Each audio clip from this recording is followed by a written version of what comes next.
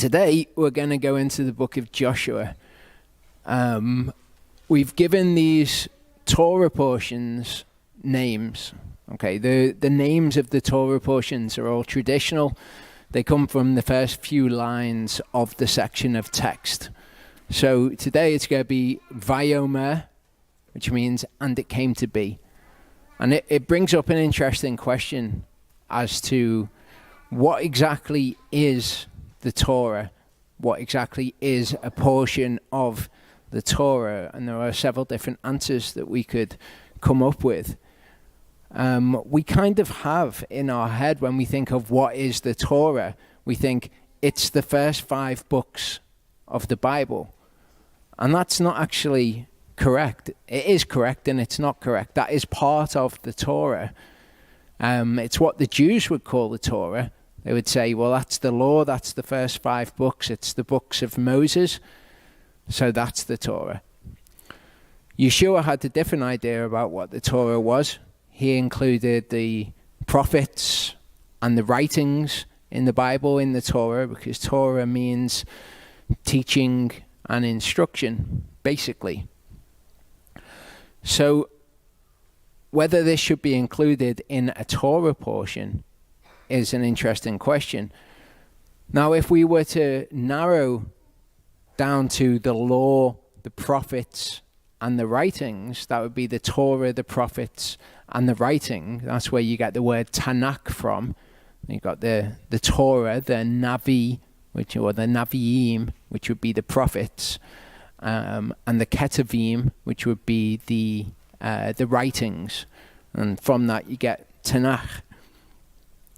But if we're actually looking what the law portion of that is, what is the Torah part, then we can actually include Joshua within that itself, just in the Torah part of it. So what do I mean by that? Well, if I was to ask you who wrote the Torah, I think most people would probably say that Moses wrote the Torah. But as it turns out, that might not be exactly correct. It is known as the Torah of Moshe. It's also known as the Torah of Elohim. So it was Elohim's Torah, which he gave to Moshe, and Moshe taught the Torah. But does that mean that he actually wrote the Torah and all of the Torah? Deuteronomy 34, 5-8 says, "And Moshe, the servant of Yehovah, died there in the land of Moab, according to the mouth of Yehovah. And he buried him in a valley in the land of Moab, opposite Beth Peor, and no one knows his burial place to this day. And Moshe was 120 years old when he died.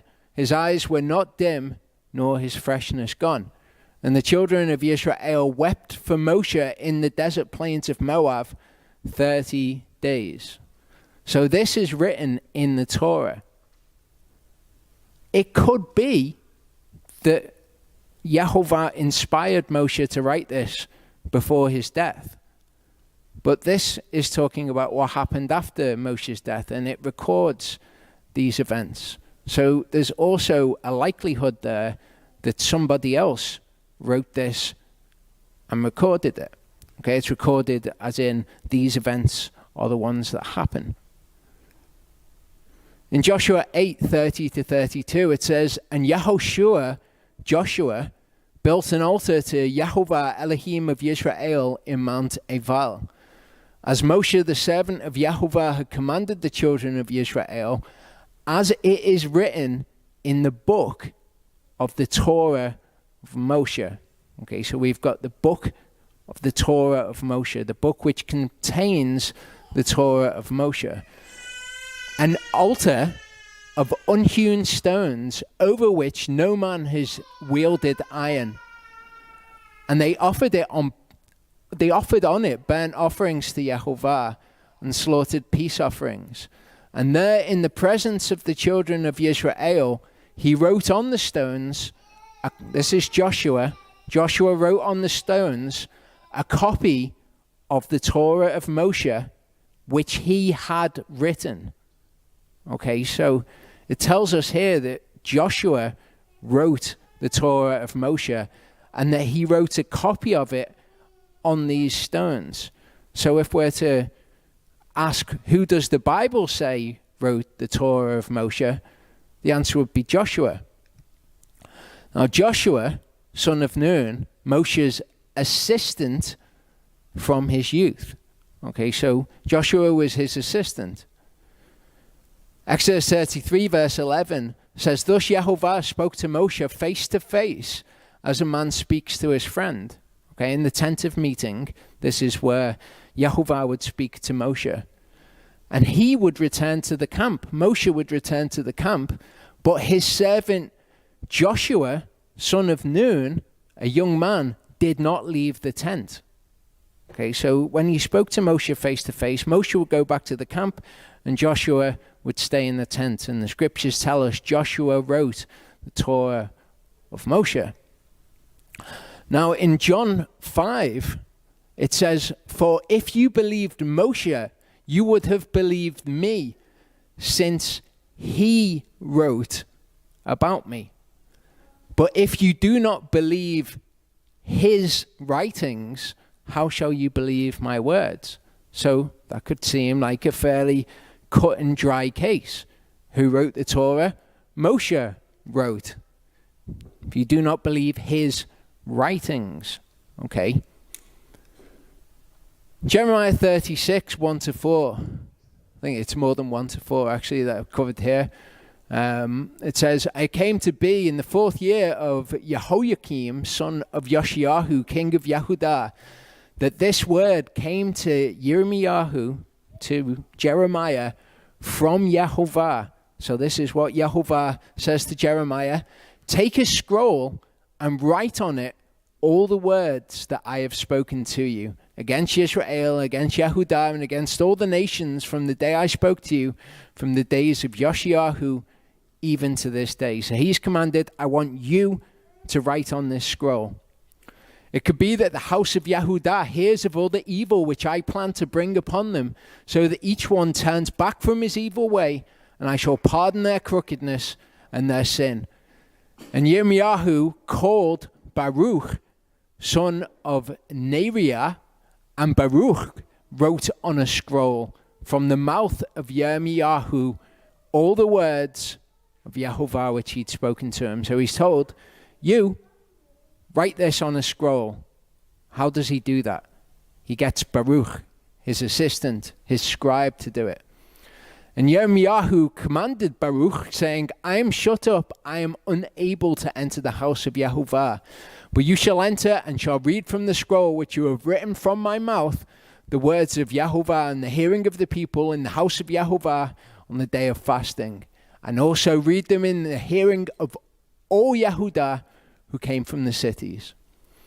In verse 10 it says, and Baruch read from the book the words of Yirmiyahu in the house of Yehovah, in the room of Agemiyahu, son of Shaphan the scribe.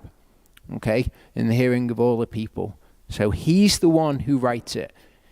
Commanded by Yehovah, write these things, but Baruch is the one who writes it. Jeremiah 36, 27-28 says, and after the king had burned the scroll with the words which Baruch had written from the mouth of Yirmiyahu, so he wasn't very happy, and he burns this scroll when he hears what's prophesied. The word of Yehovah came to Yirmiyahu again, saying, take another scroll and write on it. Okay, so Yehovah recognizes here that in what Yirmiyahu did in getting Baruch to write the scroll, he had taken a scroll and written upon it. And he says, I want you to do it again. I want you to take another scroll and write upon it. Yirmiyahu took another scroll and gave it to Baruch the scribe, son of Neriah, who wrote on it from the mouth of Yirmiyahu all the words of the book. So he writes it out again. We've got a similar situation with Moshe and Joshua, don't we?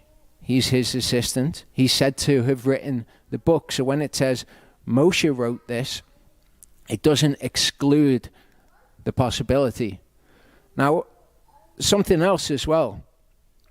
The word which means to write, okay, when we when we hear it in English, write, we think of the verb to write something down. That's what he did. It says it very plainly. They were his writings. He wrote it. But the word also means to record.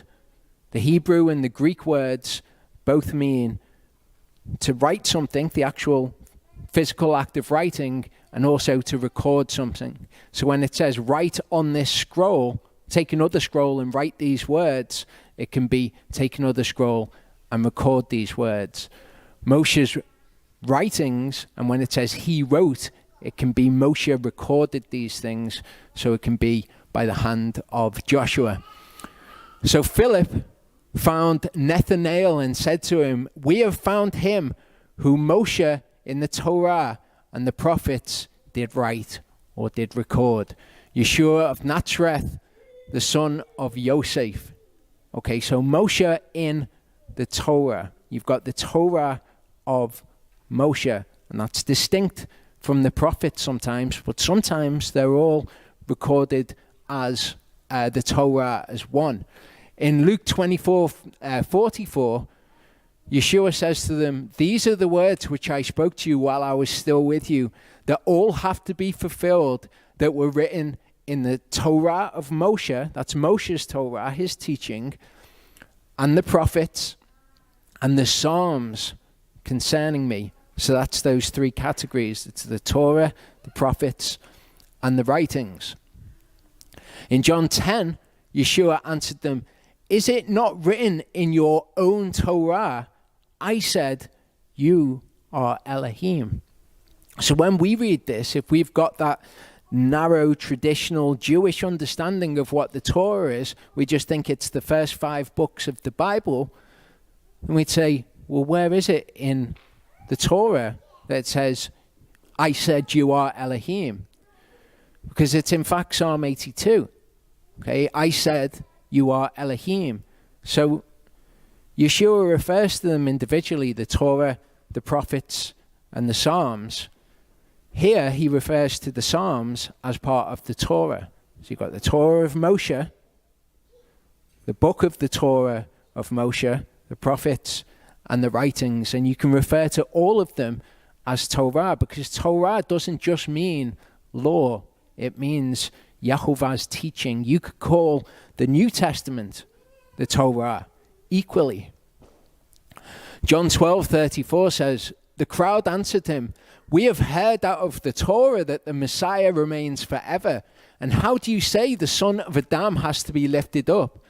Who is this son of Adam? So the crowd say, we've heard out of the Torah that the Messiah remains forever. Problem is, the Torah doesn't say that the Messiah remains forever. Then they say, who is this son of Adam? The Greek word used there is anthropos. It's man. Okay, who is this son of man? In Hebrew, there's a couple of different words that can mean man. There's Adam. Adam can either mean Adam, the name Adam, can mean mankind, or it can mean a man. You can have Ish. That's a man and Ish. You can also have Enosh. Enosh can mean man, and it can mean a man. The part of scripture that they're referring to here is actually from the prophets.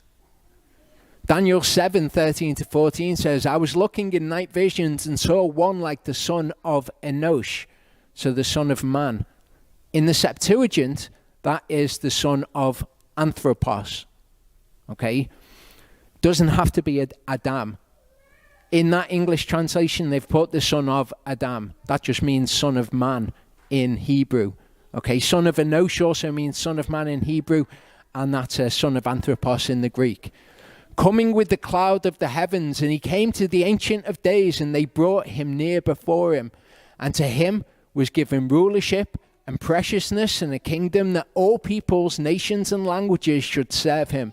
His rule is an everlasting rule. So this is the son of Anthropos who remains forever. And this is a scripture from the prophets. So we see the writings, the prophets, the Torah of Moshe, or the book of the Torah, all referred to as Torah.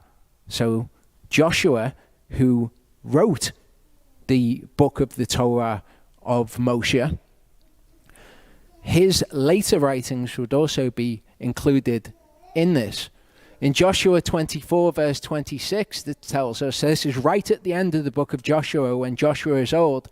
It says, then Joshua wrote these words in the book of the Torah of Elohim. Again, the Torah of Elohim, the Torah of Moshe, they're one and the same. Just like when we hear Elohim did something, and we also hear that Hasatan did the same thing, and that's reconciled because Hasatan did something and Yehovah did it through him, so to speak. Yehovah's Torah is Moshe's Torah. People get very confused thinking, well, we don't follow the law of Moses anymore, and they try to distinguish it from God's law, but Elohim gave his law to Moshe, so it's simultaneously his law and Moshe's law. But Joshua wrote all of those words in the book of the Torah of Elohim. This is at the end of the book of Joshua. He wrote the book of the Torah, including Moshe's death, and then he records all the words which we're going to study in the book of the Torah. So is Joshua the Torah portion? I would say yes. Luke 24 verse 27. Beginning at Moshe and all the prophets, he was explaining to them all the scriptures concerning himself. Okay, so this is Yeshua. He's on the road to Emmaus, and he's explaining who he is after his death. They've heard all these things about him. He's explaining who he is and his death and all of those sorts of things from Moshe and the prophets, beginning there and explaining all the things. Because all of the scriptures point to Yeshua. All of them explain the gospel. And that's something that I'm going to be focusing on in the Joshua Torah portions. This one and the next one. There's going to be 4 Torah portions. I'm going to do this one. You see Charlie the next. I'll do one, and Charlie will do the last Joshua Torah portion. What I'm going to be focusing on is the gospel. The gospel throughout the scriptures and what the gospel actually is. What is the good news? Why is it necessary that we believe that Yeshua died and was raised again? Why is that necessary to believe? I'll go through all of that. I'll go through that particularly next time. I'll be going through a lot to do with the good news, with the gospel throughout these Torah portions. John 5:46-47. Again, if you believe Moshe, you would have believed me, since he wrote about me. If you do not believe his writings, how shall you believe my words? My words are the same thing. So we go back in the Torah, we see pictures of Yeshua. We see people who particularly are pictures of Yeshua. We see it with Joseph, don't we? We've looked at Joseph before. In this teaching, I would recommend to anybody to watch this, because this goes through Joseph's life chronologically and shows how it is the narrative in the Gospels chronologically. Joseph gets things backwards to how Messiah gets them, but his life is chronologically Messiah's life, and that's going all the way back to the book of Genesis. Okay, Yeshua is written about within there. We see Aaron. Okay, Aaron is a picture of Yeshua, isn't he? Not only because he is high priest, we also get other things with Aaron that are a picture of Yeshua. Okay, think of his rod that budded. Right from the beginning, we have this idea of life coming from death. And it's all the way through. And this is essential for us to understand the gospel as it is taught from Genesis through all of the Torah of Elohim, including the New Testament. Okay, Daniel. In the book of Daniel, we see Daniel cast into a pit, don't we? With the lions. Okay. This is again a story of where Daniel was put in a situation where he was certain to die. He wasn't killed and then resurrected to life, but he was put in a situation where he was certain to die. He was, it was seen as a form of execution, wasn't he?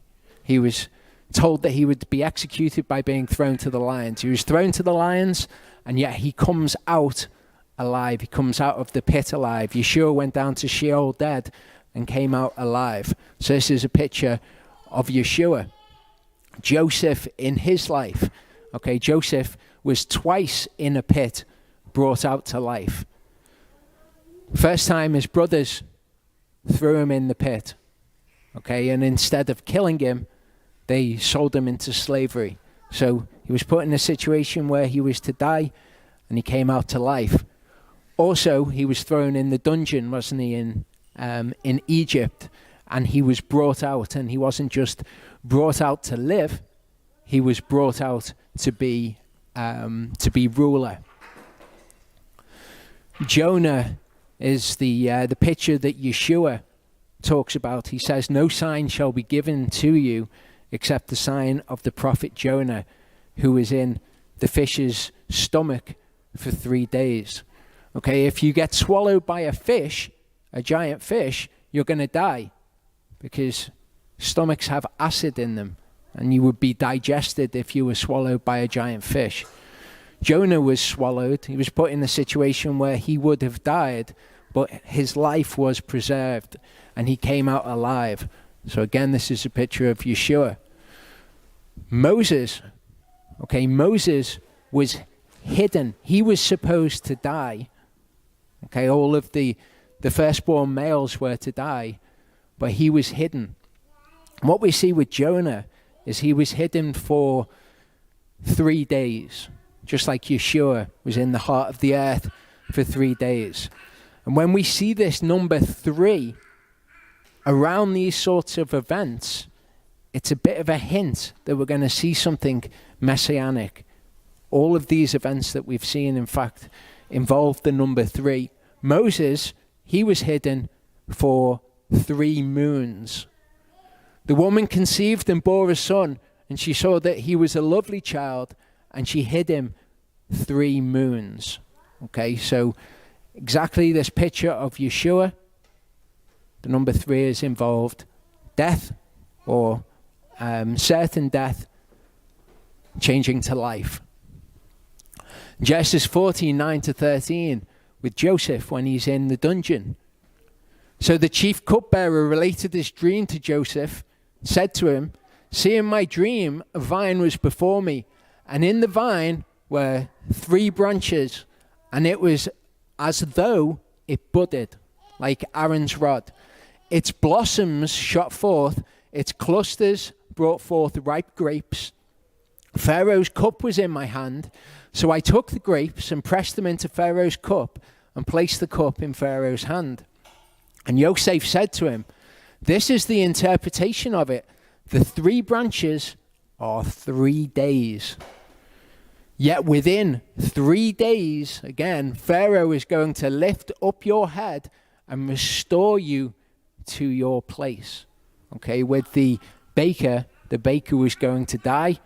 The cupbearer, within 3 days, was going to be restored to his place. So again, we've got this picture of Yeshua, and we've got the number 3, which accompanies it. It's not always the number 3. Sometimes it's the number 30. Sometimes it's the number 3,000, but 3 is involved. In Numbers 20:29, it says, "When all the congregation saw that Aharon was dead," okay, the high priest had died, "all the house of Israel wept for Aharon 30 days. And you might think, well, that's just a period of mourning. It's not. The periods of mourning that we see throughout the scriptures are all different. Joseph was mourned for 40 days, for example. 30 days is something which points us to the death of the high priest, Yeshua's death. Okay, Daniel 6:7-10, the reason he was thrown into the pit. "All the governors of the kingdom, the nobles and viceroys, the counselors and advisors have consulted together to establish a royal decree and to make a strong interdict that whoever petitions any elah, any god or man, for 30 days, except you, O king, is thrown into the den of lions. Now, O king, establish the interdict, sign the writing, so that it is not to be changed, according to the law of the Medes and the Persians, which does not pass away. So King Darius signed the written interdict. And Daniel, when he knew that the writing was signed, went home, and in his upper room, with his windows open toward Jerusalem, knelt down on his knees 3 times a day.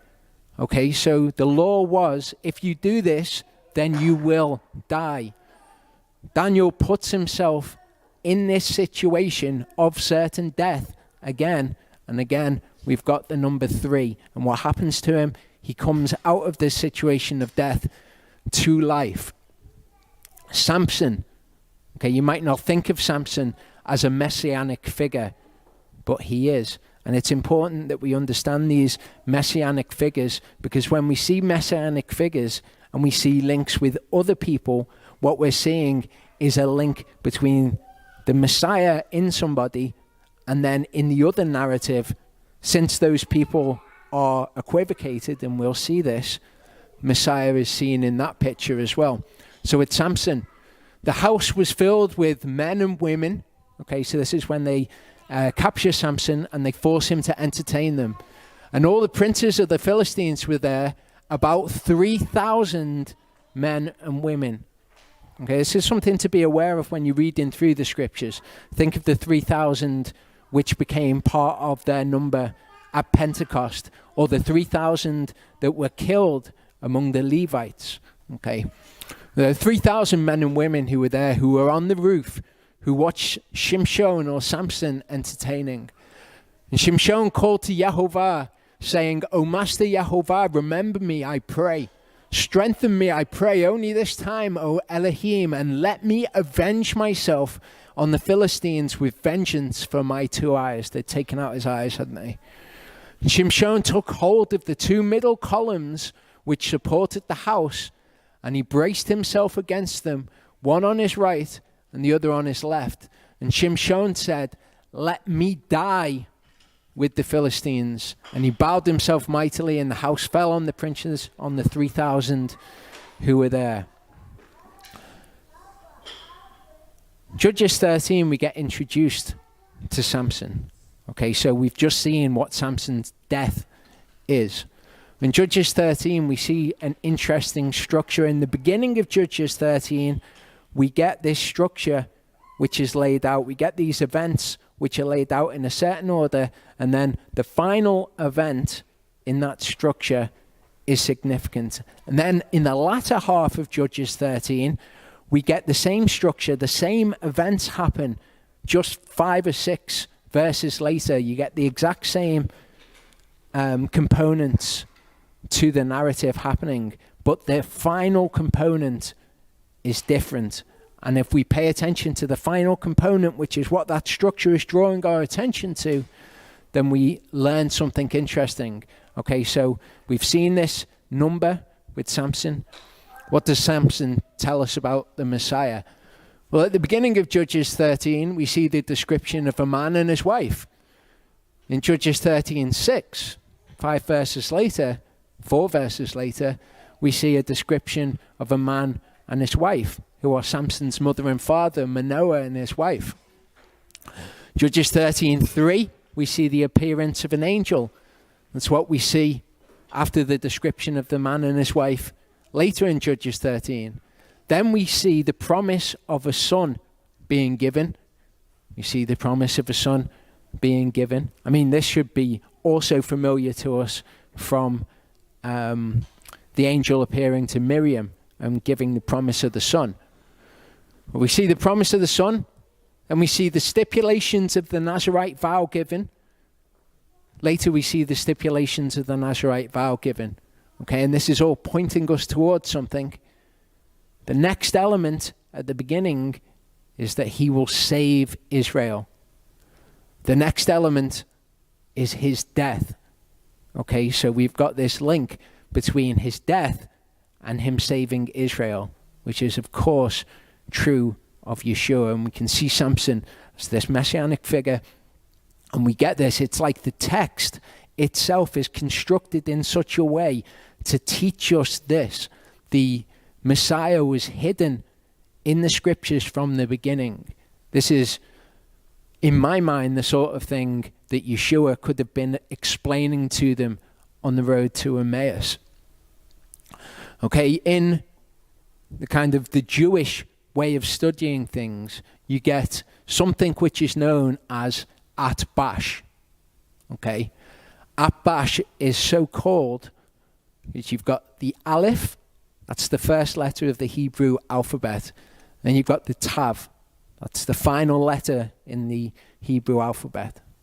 And these structures, you take the first element and you take the last element. Okay, and they will be the same, or they'll be a mirror image of each other. They'll be related to each other. They'll contain the same elements. Then you go to the second element, the bait, like the B. Okay, and then the sheen. The bait is the second letter. The sheen is the second to last. So you take the second element, the second to last. First, last, second element, second to last. And you continue like this until you get to the part of the text that it's honing in on, that it's closing in on. So the Jews would refer to this as an Atbash structure. In English, we might call it an Asbi structure. Okay, A and Z, the first and the last. B and Y, the second and the second to last. You understand how the structure is going to be. So you will get the first element, the last element, second element, second to last, etc. to the middle. And in the middle, you'll find the thing that the text is actually, in the things it says, pointing you to. The text is actually pointing you to a part of the text which is important.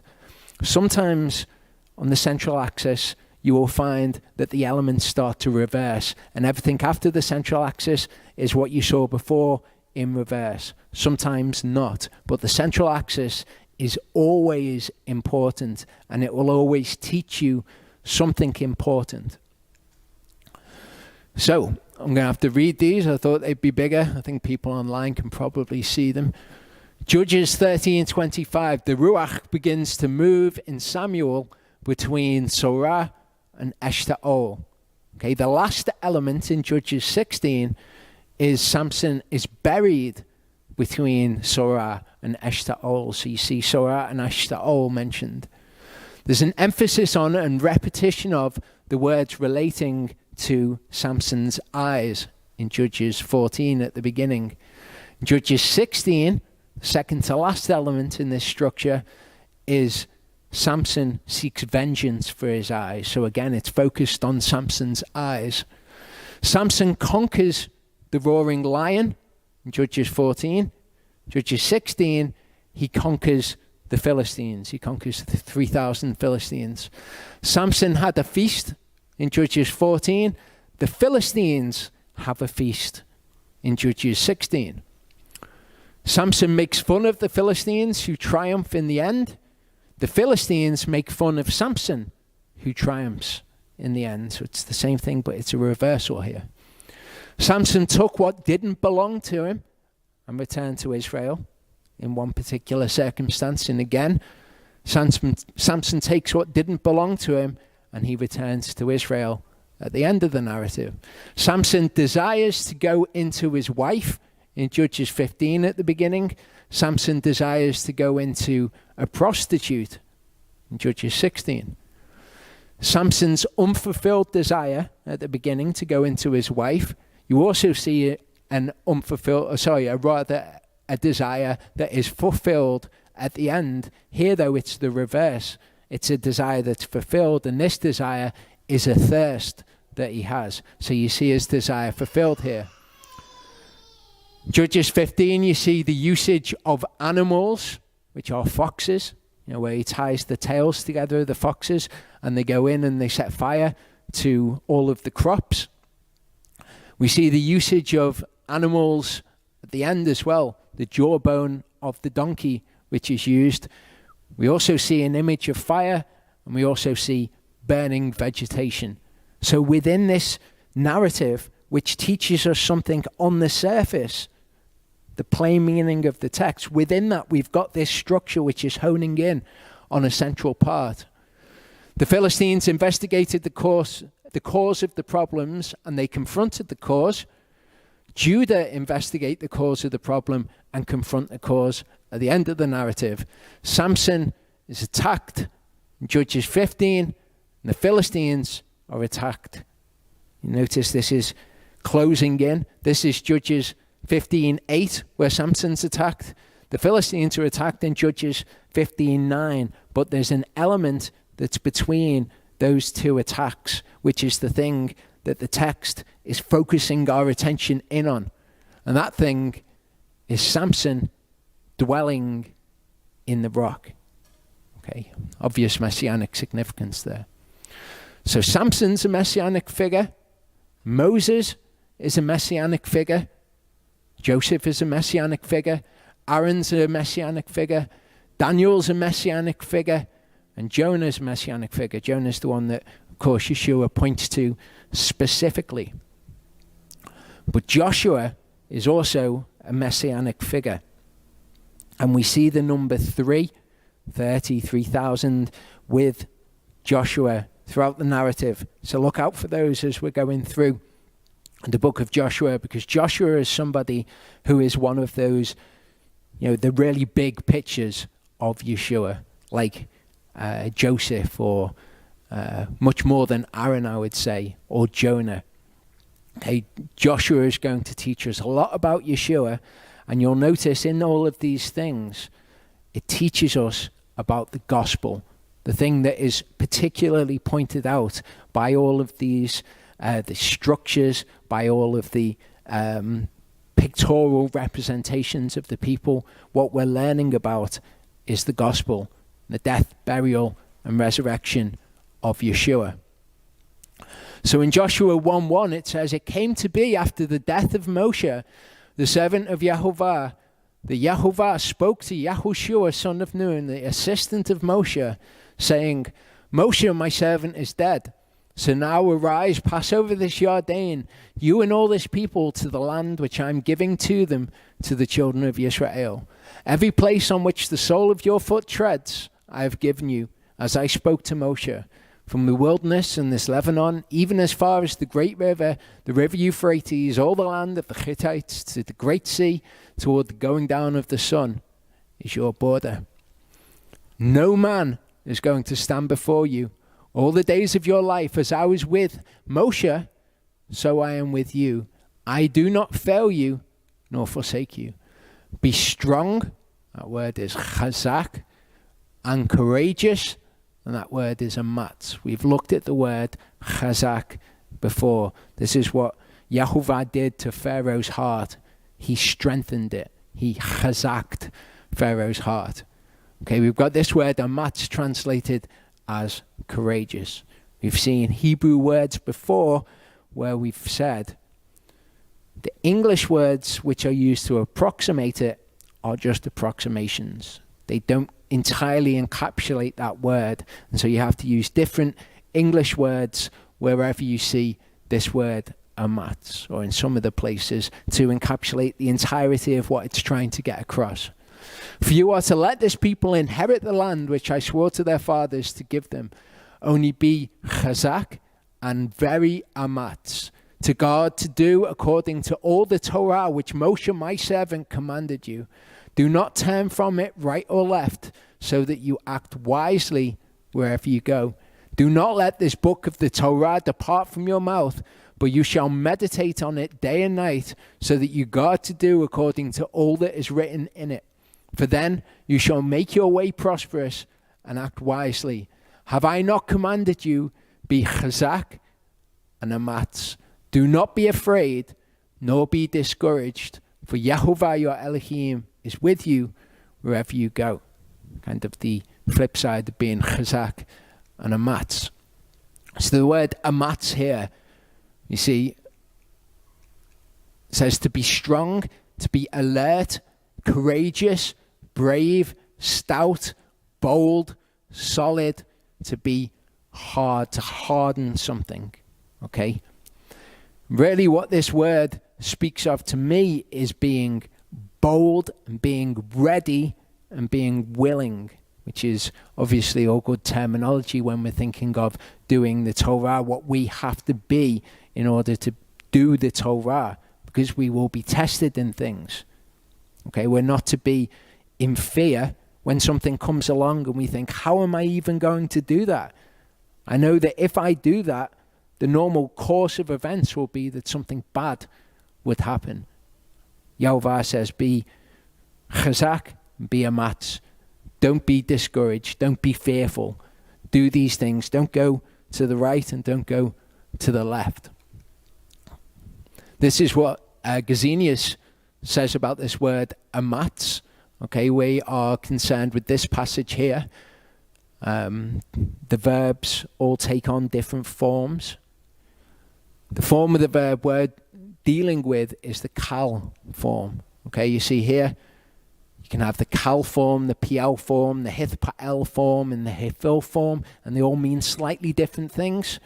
Well, we're dealing with the kal form when it said to Joshua. You might also hear of this as the pa'al form. Okay, so if you ever read pa'al, just think kal, they're the same. So Gesenius says to be alert, to be firm, to be strong. Kindred to this word, to be eager, okay, properly of alertness of the feet. Okay, so it's talking about this readiness, this willingness. It can be courage, to be courageous to do something, to be ready and to be alert to take this thing on, to be bold and stout in it. Think of David. Okay, David is a man that when he came against Goliath, you could describe his actions and how he was in just going and picking up the stones to kill Goliath and his brother. They are the actions of a man who is a matz. Genesis 25:23 uses this word in an interesting way when we consider Joshua is being told, do the Torah, be strong and be a matz in following the Torah. Yehovah said to Rivkah, 2 nations are in your womb, okay, Jacob and Esau. 2 peoples shall be separated from your body. 1 people shall be more a matz than the other people. Which is interesting when we think Jacob, the ones who become Israel, they're the ones who wrestle with God. They're the ones who, when they're challenged to do something which perhaps they're fearful over, they're the ones who do it anyway. And then you've got Esau, who's the sort of person who sells his birthright just for a single bowl of pottage, for something that's material. He will give up the inheritance for that. And he doesn't find the place for repentance. Even though he seeks that place of repentance with tears, he's never brought to a place where he is repented. So 1 people shall be more a matz than the other. That's Jacob. Deuteronomy 15 verse 7 says, when there is a poor man with you, one of your brothers within any of the gates in your land which Yehovah your Elohim has given you, do not make your heart a matz. Okay, it says harden your heart here. We saw the other word, chazak, used of Pharaoh when his heart was hardened by Yehovah, but his heart was strengthened. Here, it's do not make your heart a matz against your brother. Psalm 27 verse 14, David is told, wait on Yehovah, be chazak, and let him strengthen your heart. We know that our inner man is strengthened by his spirit. But the way that it's described here in Psalm 27 is that our heart is made ematz.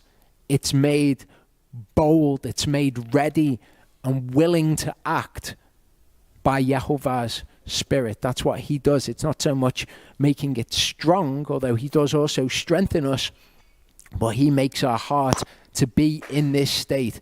And this state is necessary if we are going to follow Torah, because we will be challenged by things in the word. We are told by the word we have to be proven.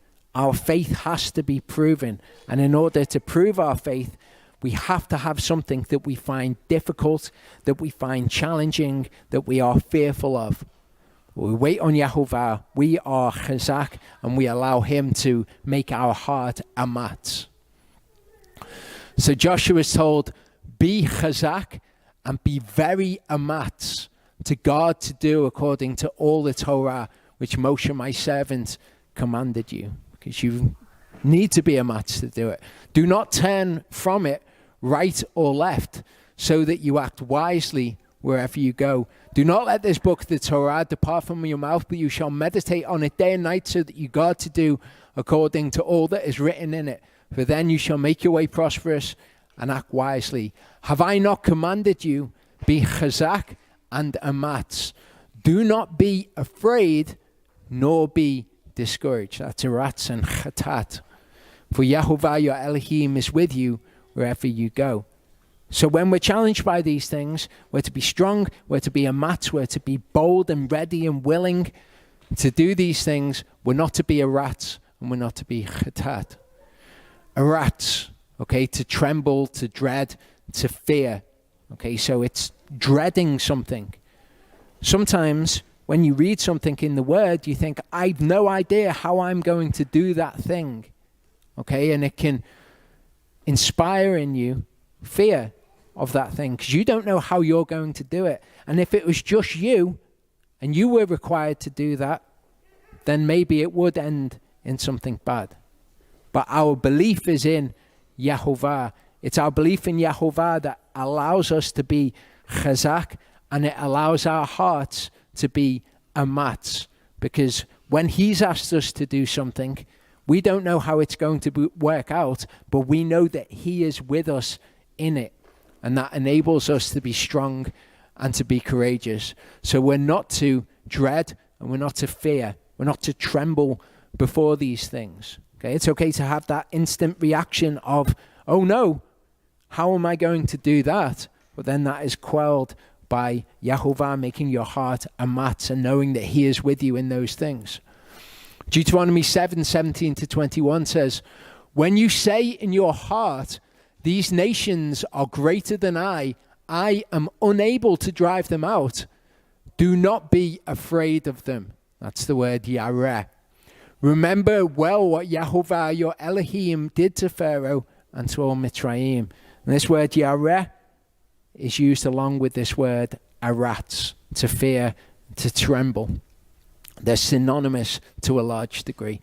The great trials which your eyes saw, the signs and the wonders, the strong hand, the outstretched arm by which Yahovah your Elohim brought you out, Yahovah your Elohim does so to all the peoples of whom you are afraid. So you're going to be afraid when you see what it is that you've got to conquer. But when these things come up in your heart, don't be afraid. Let your heart be amatz, be strengthened by Yahovah. Yahovah your Elohim also sends the hornet among them until those who are left, who hide themselves from you, are destroyed. Do not be afraid of them. That's that word aratz. For Yahovah your Elohim, the great and awesome El, is in your midst. So when you're scared, don't be scared. You're going to be scared at first, but allow your heart to be strengthened and to be amatz because of Yahovah. This teaches us something about the gospel. As I say, Joshua will teach us things about the gospel. Joshua is told, be strong and be courageous. Do not fear. Okay, and we, in our belief of the gospel and our belief being obedience, the same is true for us. That is a necessary component. What was necessary for Joshua is necessary for us. Okay, the other word was chatat, okay, meaning to be shattered, to be dismayed, to be broken. So when you see the enemy, don't be dismayed of them. When you see what is required of you, if it is something that you're fearful of, don't be destroyed by it. Don't be dismayed about it.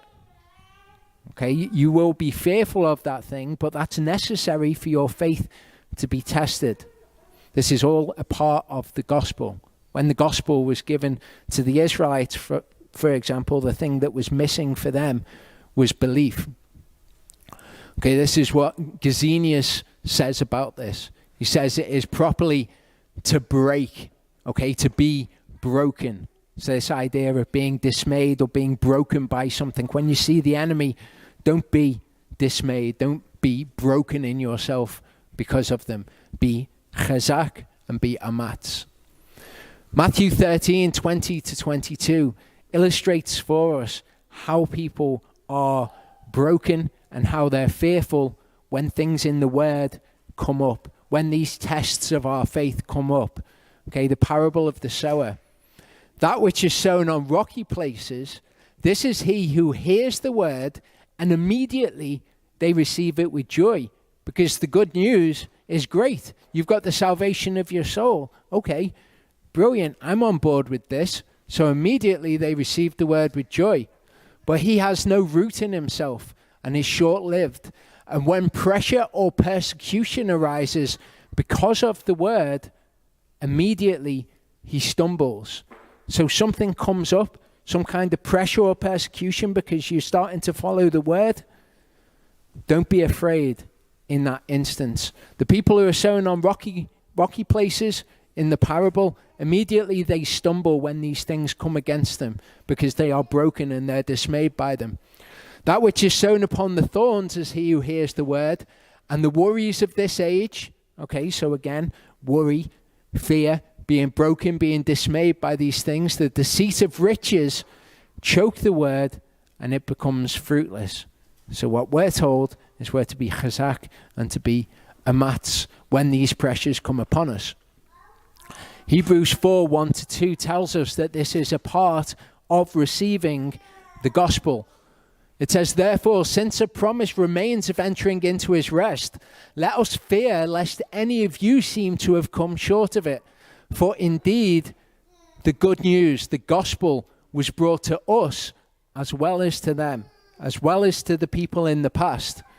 But the word that they heard did not profit them, not having been mixed with belief. So what we're seeing in Joshua, the part of the gospel that we're seeing, is that we need to have faith. We need to be strong. We need to be strengthened by Yehovah. We need to be courageous. We need to not fear when these things come, when these pressures come, or when worries come upon us from following the word. We'll be strong and we're courageous. Hebrews 4 verse 15 shows us that Yeshua was the same. Okay, Yeshua was Elohim, the word of Elohim made flesh. He came to the earth. It says, we do not have a high priest who is unable to sympathize with our weaknesses, but one who was tried in all respects as we are, apart from sin. So Yeshua was flesh. Okay, he was tried as we are. Okay, exactly the same sort of things that we worried about, he worried about. Okay, but he was without sin. Okay? As we've learned from the beginning, sin's desire is towards you, but you should master it. Yeshua was tried in exactly the same way as we are, but he didn't sin. He's the example to us. In the Garden of Gethsemane, Yeshua came with them to a place called Gethsemane, said to the disciples, sit here while I go over there and pray. And he took with him Kepha and the two sons of Zabdi, and he began to be grieved and deeply distressed. Okay? Well, what does Yehovah say? He says, when these things arise in your heart, do not fear. Okay? Yeshua was tried in the same way. He was distressed, but he was chazak, and he was amatz in the face of all of these things, like Joshua. Then he said to them, my soul is exceedingly grieved, even to death. Stay here and watch with me.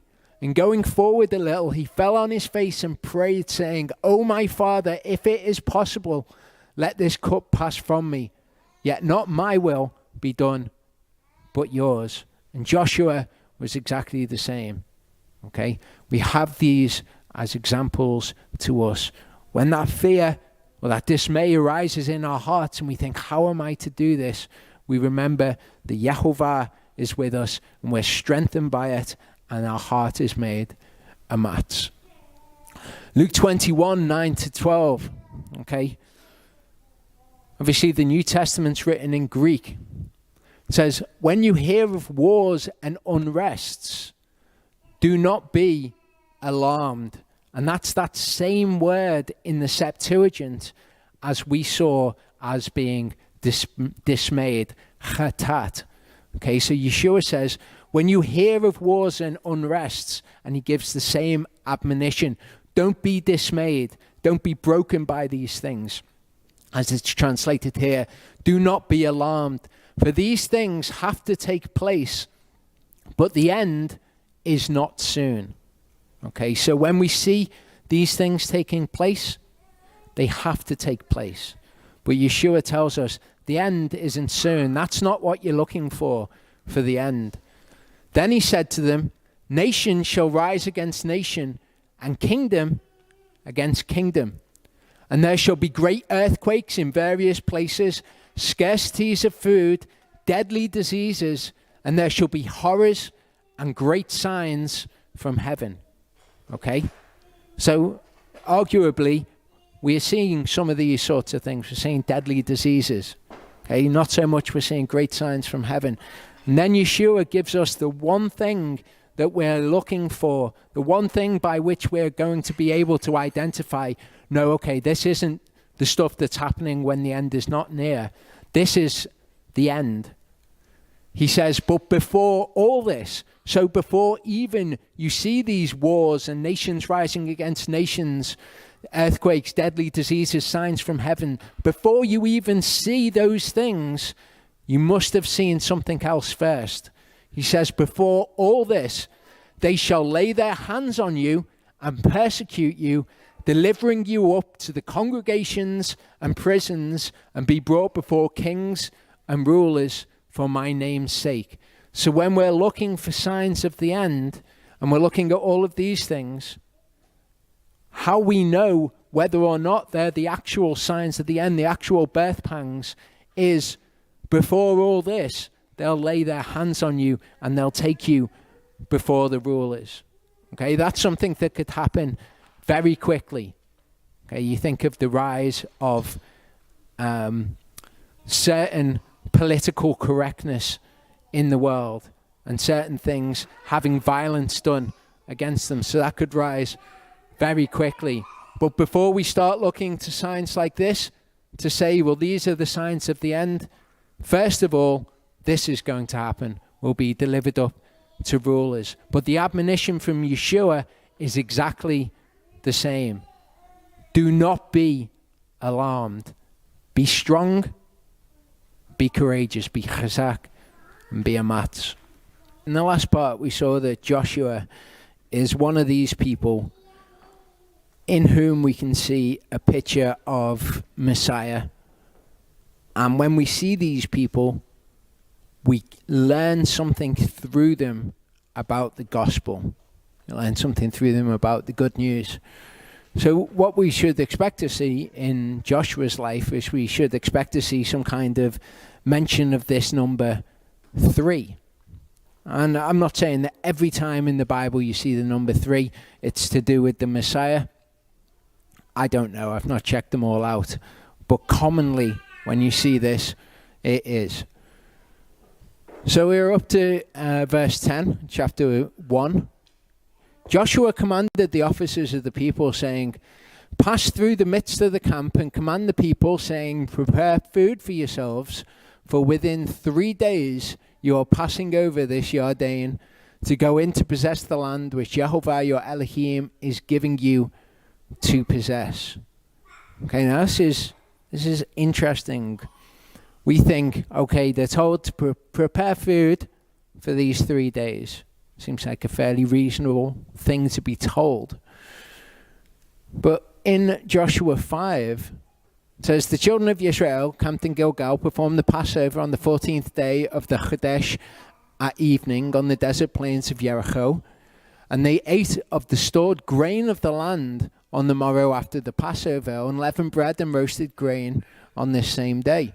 And the manna ceased on the day after they had eaten the stored grain of the land. And the children of Israel no longer had manna, but they ate the food of the land of Canaan that year. So, before this, what they were eating was manna. So, in what we're reading, what they were eating was manna. And they're told, take this manna and prepare enough of it for 3 days. So we know when it came to the Shabbat, for example, they were told to bake and cook what they wanted to and leave the rest over until the morning. Here, we also see that they're told to prepare food for 3 days this time in advance. So the manna could be taken and prepared in advance. Verse 12 says, and Yahushua spoke to the Reubenites and to the Gadites and to the half-tribe of Manasseh, saying, remember the word which Moshe, servant of Yahuwah, commanded you, saying, Yahuwah your Elohim is giving you rest, and he shall give you this land. And this word here is nuach. Nuach is the word for rest that you sometimes see associated with the Sabbath rest. So we've got this preparation of food for 3 days, and then we've got this mention of the same sort of rest that you get on the Sabbath. I don't know if they're connected, but it stuck out to me. So Elohim's giving you rest, and he shall give you this land. Let your wives, your little ones, and your livestock stay in the land which Moshe gave you beyond the Jordan, but you shall pass before your brothers in fives, all your brave fighters, and shall help them. So when they came to this area, they saw that it was good for raising flocks on, and they said to Moshe, can we have this land as our inheritance? Moshe asked Yehovah, they're allowed to keep that land, but they have to go and fight in the land of Canaan. So their land is on the other side of the Jordan, but when all of Israel cross over the Jordan, they were told, you're going to have to go over and you're going to have to fight. Your little ones and your wives can stay on the other side, where you guys, you've got to come over. You can't just dwell there and not help the rest of Israel. Until Yehovah has given your brothers rest as unto you, so shall they also take possession of the land which Yehovah your Elohim is giving them. Then you shall return to the land of your possession and shall possess that which Moshe the servant of Yehovah gave you beyond the Jordan toward the rising of the sun. So this is the fulfillment, if you like, of what we saw in Torah portions Matot and Maseh. They answered Joshua, saying, all that you have commanded us, we do, and wherever you send us, we go. According to all that we obeyed Moshe, so we obey you. Only let Yehovah your Elohim be with you, as he was with Moshe. Whoever rebels against your command and does not obey your words in all that you command him is put to death. Only be chazak and be amatz. So they're saying, let Yehovah be with you as he was with Moshe. We want you to be chazak and we want you to be amatz. And interestingly, they say, whoever rebels against your command shall be put to death, which is something that we read in the Torah in Deuteronomy 17. Obviously, Deuteronomy was what was read to these people by Moshe. So they've recognized this is the way that the Torah says that it should be done. And they've said, okay, this is the way that it shall be. We will obey the Torah. So one of these atbash we see in this account that we've seen so far, we've been through the first, say, 12 verses of the book of Joshua. So one of these chiastic structures that's going to point us to something important is at the beginning, Yehovah commanded the people to prepare to take the land. Joshua gave the command to prepare to possess the land at the end. Yisrael will receive the land spoken of by Moshe. That's what's mentioned in Joshua 1 verse 3. Joshua 1:13, remember what Moshe told you, Yehovah will give you the land. Same elements we're seeing here. Yehovah gave the boundaries of the land with respect to water barriers, which were the Mediterranean and the Euphrates rivers, And he uses the phrase towards the setting of the sun. So he says, this is going to be the land, these are going to be the barriers, and the water barriers. At the end, Joshua gave the barriers of the inheritances of Gad, Reuben, and the half tribe of Manasseh. So those 2.5 tribes that were on the other side of the Jordan, he gives the boundaries of their inheritance with respect to the Jordan River 2 times. Again, he uses the phrase, towards the rising of the sun. Yahovah promised to be faithful to Joshua. Yahovah will be with Joshua as he was with Moshe. No man shall be able to stand up to him. The end, Yisrael promises to be faithful to Joshua. They will heed Joshua as long as Yahovah is with him as he was with Moshe, and they will even kill anyone who rebels against him. See, Yahovah says, no man will stand against you, and Israel effectively say the same thing to him. As I was with Moshe, I'll be with you. I am with you wherever you go, we see later on. I will not forsake you. Do not fear, nor lose resolve. Be strong and courageous. Behold, I have commanded you. Be strong and courageous. I will cause the people to inherit the land. You will make your way successful and act wisely in the land. Observe the Torah. Observe the Torah. You shall not deviate from it. The Torah shall not depart from your mouth. It's effectively the same thing. And then the central point that it's pointing to, the part of the text that our attention is being drawn to at these things, is you will succeed wherever you go. Yahushua, son of Nun, secretly sent out 2 men from Shittim to spy, saying, go see the land in Jericho. And they went and came to the house of a woman, a prostitute, and her name was Rachav, and they lay down there. But it was reported to the king of Jericho, saying, see, men from the children of Israel have come here tonight to search out the land. And the king of Jericho sent to Rachav, saying, bring out the men who have come to you, who have entered your house, for they have come to search out all the land. These elements of this narrative we're going to see in other narratives elsewhere in Scripture, which is all going to help us put together this picture of the gospel and what it is that the Tanakh teaches us about the gospel. The woman had taken the 2 men and she hid them.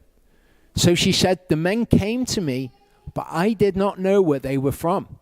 And it came to be, as the gate was being shut when it was dark, that the men went out. I do not know where the men went.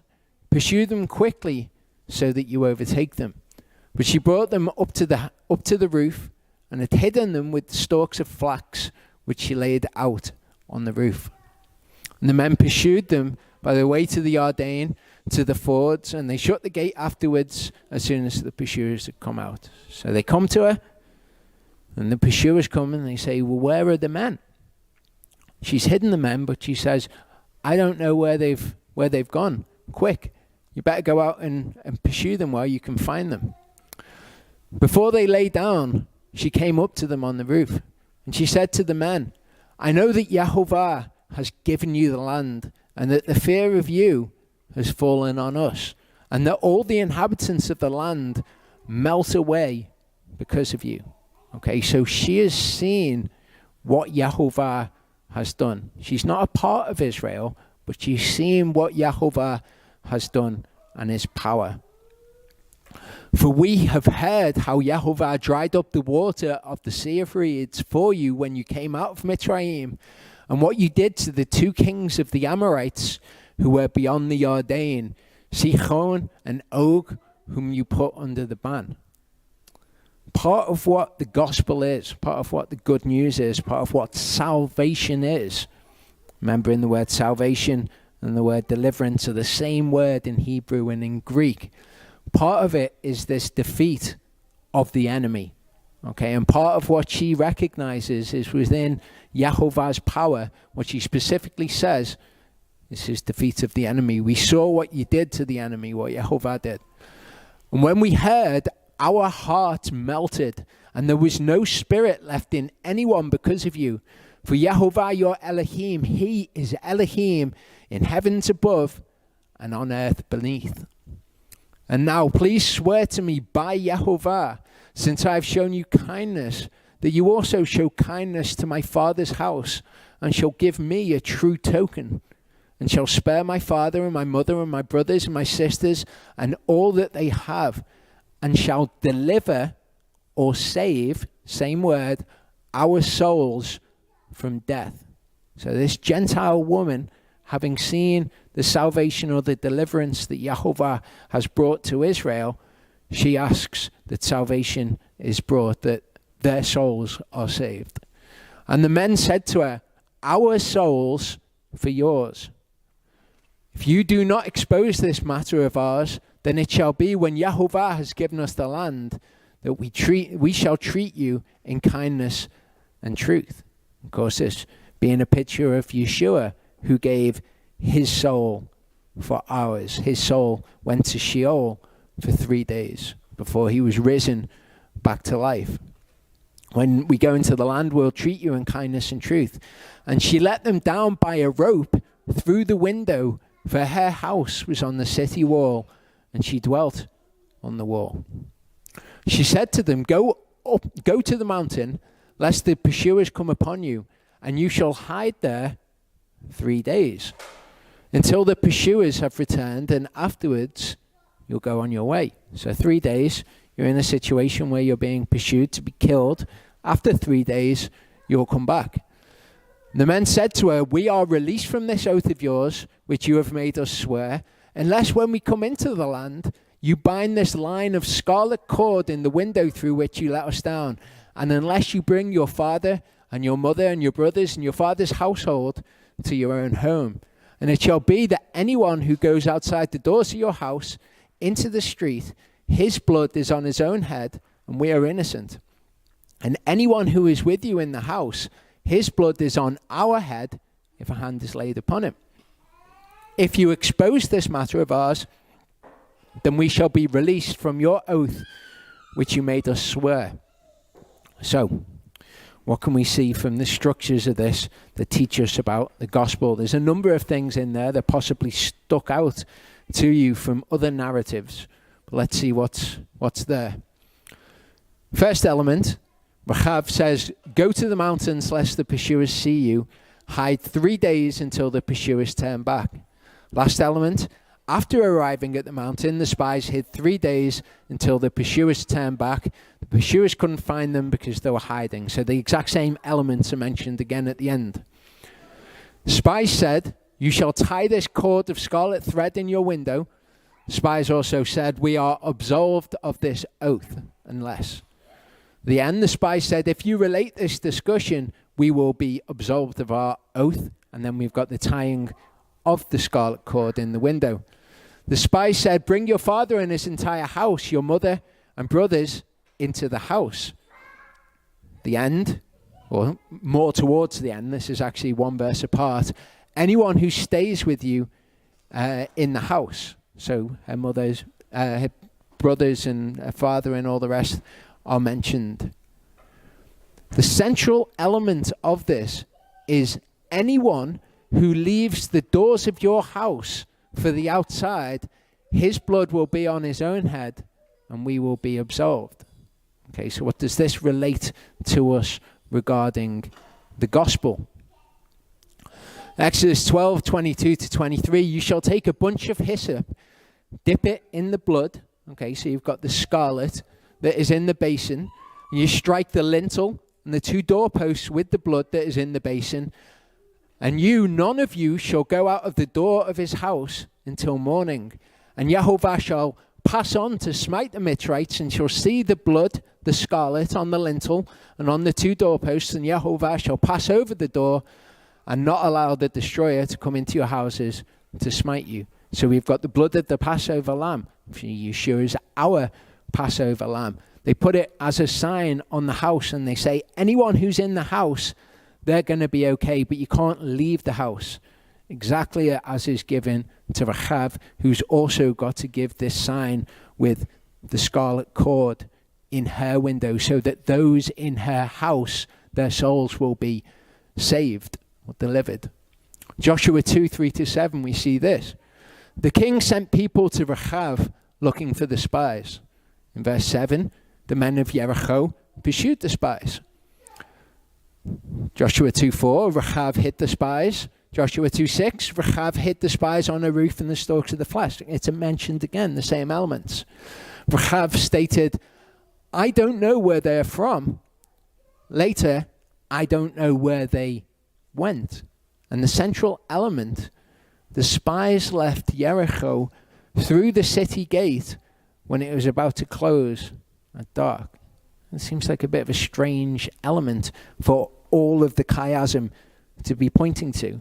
You know, you could say, well, Yeshua is the gate and he saves us from darkness and we move into light and all that sort of stuff. And that would be perfectly valid. But there's more to this. What we see throughout all of these scriptures, throughout all of what Yeshua would call Torah, the prophets, the writings, the Torah of Moshe, we see these accounts which teach us about the gospel. And often these accounts are linked one to another by a particular thing. So here we've got a mention of the gates and darkness. We remember that Samson is this messianic figure. We compare the two spies, Samson and the gates. We'll see these things being linked together.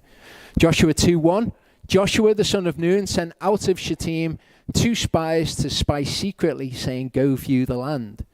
In Judges 16:1, we've got Shimshon going to Azar or Gaza. Joshua 2:1, they came to a prostitute's house named Rechav. Judges 16, Shimshon saw a prostitute and he went in unto her. And lodged there is mentioned in the 2 spies. Shimshon lay till midnight and arose at midnight. So he lodged there too. Joshua 2:2, they told the king of Jericho, saying, behold, there came men in hither tonight of the children of Israel to search out the country.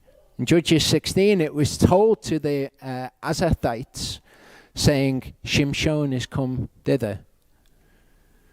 Bring forth the men that are come to thee, which are entered into thine house, for they be come to search out all the country, is what is said in Joshua. In Judges, they compassed him in, and they laid wait for him. The woman took the 2 men, and she hid them. Shimshon was hidden inside the harlot's house. It came to pass about the time of shutting of the gate, when it was dark, that the men went out. Samson, he arose at midnight when it was dark, and he took the doors of the gate of the city. And the final element, we've got, it came to pass when the people heard the sound of the trumpet, and the people shouted with a great shout, that the wall fell down flat. This is what we have at the end of the narrative about Jericho. So with Samson, he took the doors of the gate of the city and the 2 posts, and he went away with them, bar and all, obviously, so that they could gain entrance to the city. If we look at this again from another aspect, we've got the spies went to observe, to see, or to re'eh Jericho. In Judges, Samson went to Azar, and he saw a harlot, same word that is used there. The spies stayed at the house of a harlot. Samson stayed with the harlot. The spies lodged at Rahab's house. Samson slept with the harlot, and he arose from his sleep at midnight. The king of Jericho was told that the Israelites had come into Jericho. The Azathites were told that Shimshon had come into Azar. The pursuers tried to capture the 2 Israelite spies. The Azathites lay in wait for Shimshon to catch him. The spies remained hidden from their pursuers. Although the Azathites laid in wait at the city gate, Shimshon was hidden from them, for we read of no resistance from the Azathites at the city gates. Okay, they're there waiting for him, but when he comes in, they don't do anything. Rachav told the king that the spies had left through the city gate when it was dark and the city gate was about to close. And Shimshon left through the city gate at midnight. The point that it's leading us to, the Israelites breached the wall around Jericho and the entire wall fell down. So that's what happens when the trumpet sounds, as we saw in the other one. The walls fell down. So here, the result of that is the Israelites breached the wall. And here, Samson, one of Yehovah's people, breached the wall around Azar by taking its city gates. So we see this relation to the two things. This ultimate thing that it's pointing us to here is the same thing that the chiastic structure was pointing us to. So these things are important things. They're linking these two narratives as important. So, what can we learn about the gospel, about salvation or deliverance in the stories of the spies and Samson? Rachav stated, "We've heard how Yehovah dried up the waters of the Red Sea. Sihon and Og, Yisrael's enemies, were utterly destroyed. Samson killed 1,000 Philistines with the jawbone of an ass. Samson became very thirsty." Okay, we've got this mention of the waters being dried up. Now we've got the vanquishing of the enemy. Samson became very thirsty and said, "You have granted this great salvation through the hand of your servant, and now shall I die of thirst." So this salvation was brought by Moshe with his outstretched arm, a drying up of the water. Here we've got the enemy being vanquished and the mention of thirst. This was done by splitting the Red Sea in Joshua. That's what's mentioned in Joshua. Judges, this was done by splitting the hollow of the jawbone, same word that's used there. Rachav stated, "No spirit remained in any man because of you." In Judges, again we've got the mention of the Ruach. His Ruach returned to him and he was revived. All of these elements are to do with salvation. They're to do with the gospel. Rachav requested that the spies take an oath to spare her life. Here, Samson had the tribe of Judah swear that they wouldn't kill him. So we've got two oaths that they wouldn't be killed. Rachav lowered the spies by a rope and told them to go to a mountain to hide. In Judges, they bind Samson with ropes, same word used, and they brought him up and said they're lowering him down from a rock. The final element is that the spies are told to hide for 3 days before going on their way. Picture of Yeshua.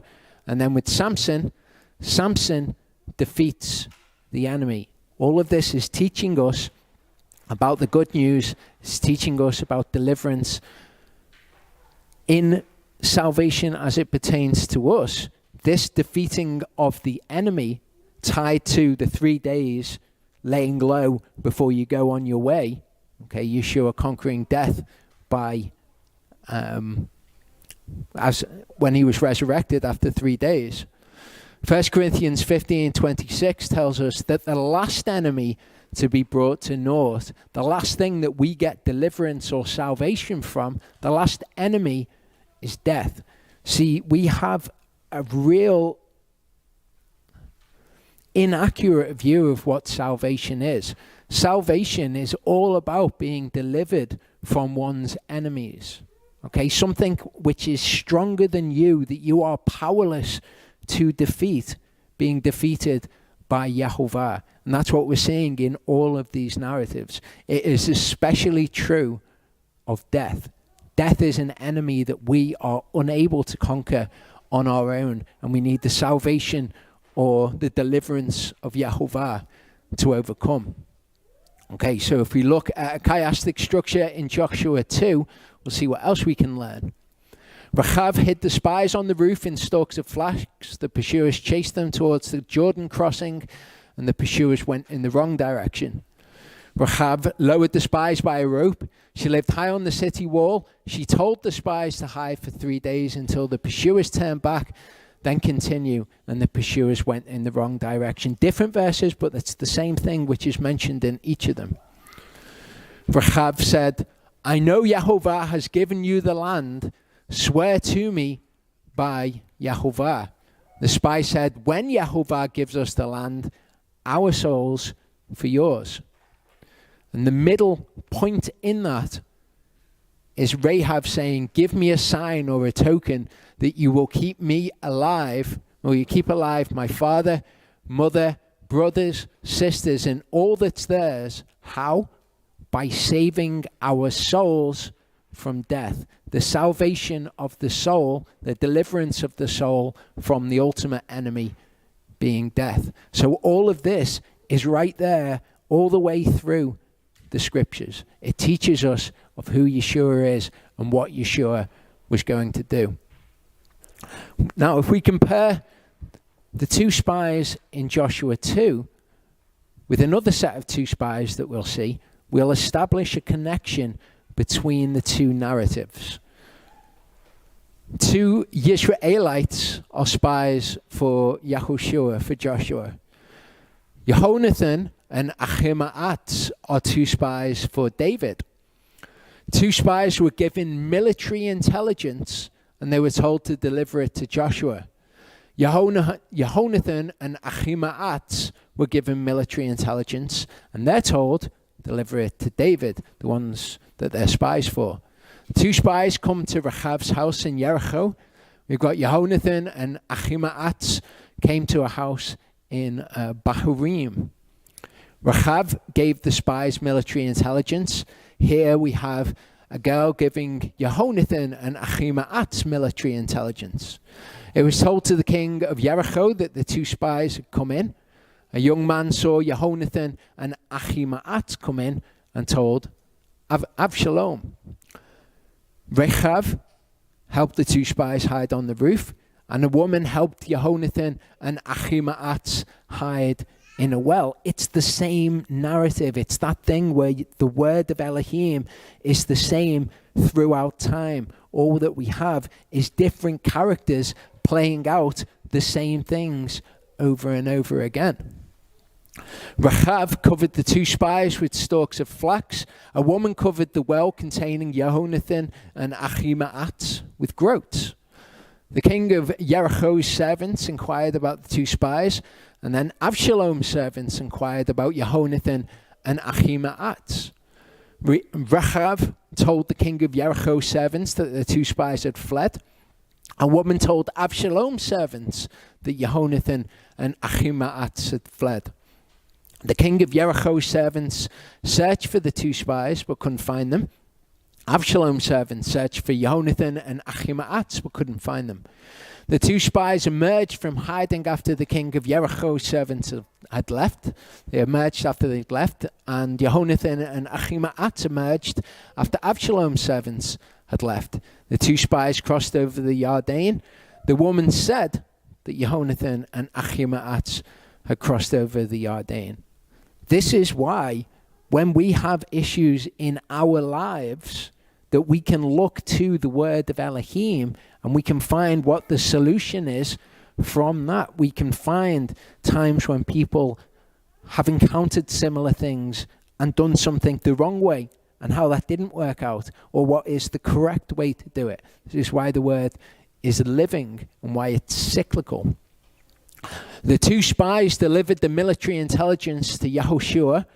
Yehonathan and Ahimaaz delivered the military intelligence to David, ultimately. So there's this linkage between those two spies and the two spies in David. We know that the two spies teach us about the gospel in Joshua.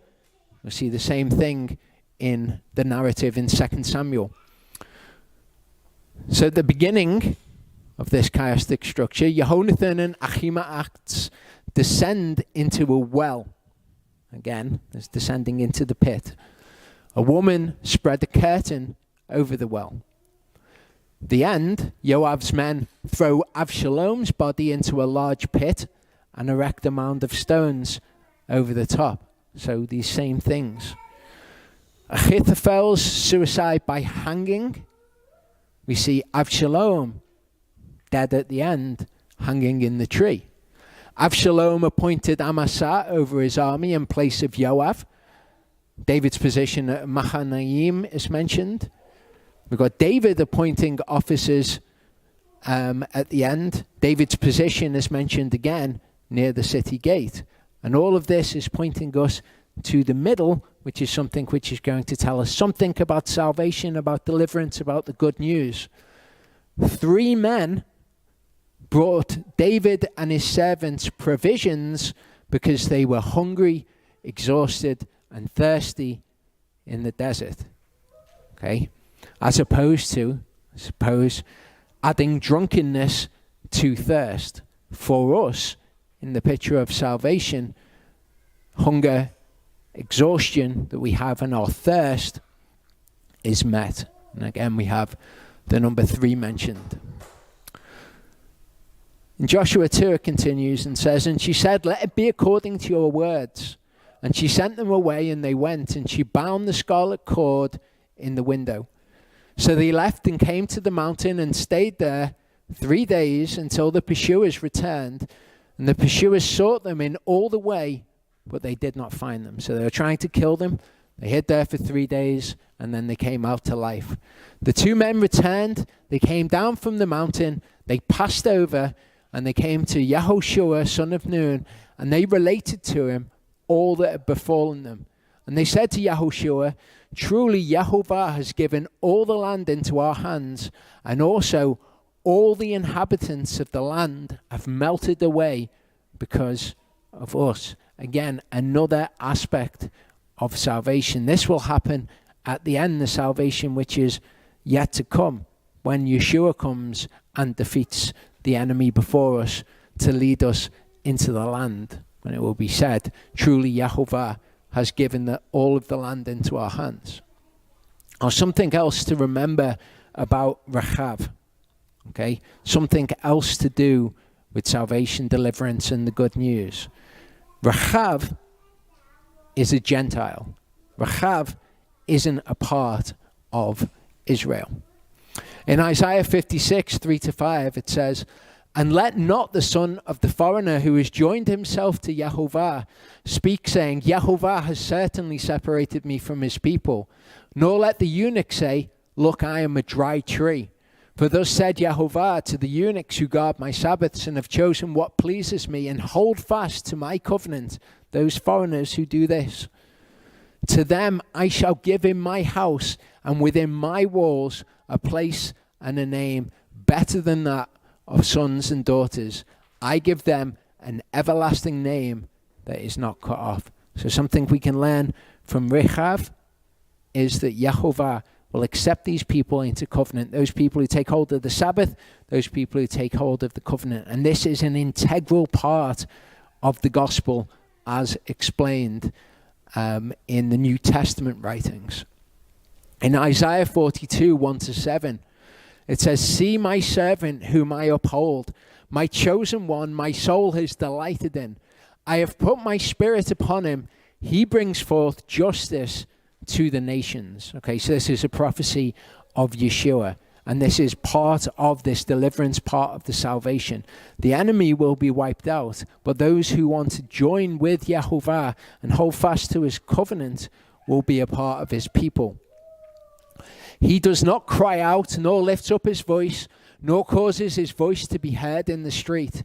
A crushed reed he does not break, and a smoking flax he does not quench." Okay, this is the position that the Gentiles are in. Okay, he doesn't see them as a crushed reed or a smoking flax and just snub them out or crush them because he can. "He brings forth justice in accordance with truth. He does not become weak or crushed. He has established justice in the earth, and the coastlands wait for his Torah. Thus said the El, Yehovah, who created the heavens and stretched them out, who spread forth the earth and that which comes from it, who gives breath to the people on it and a spirit to those who walk on it." So the Gentiles.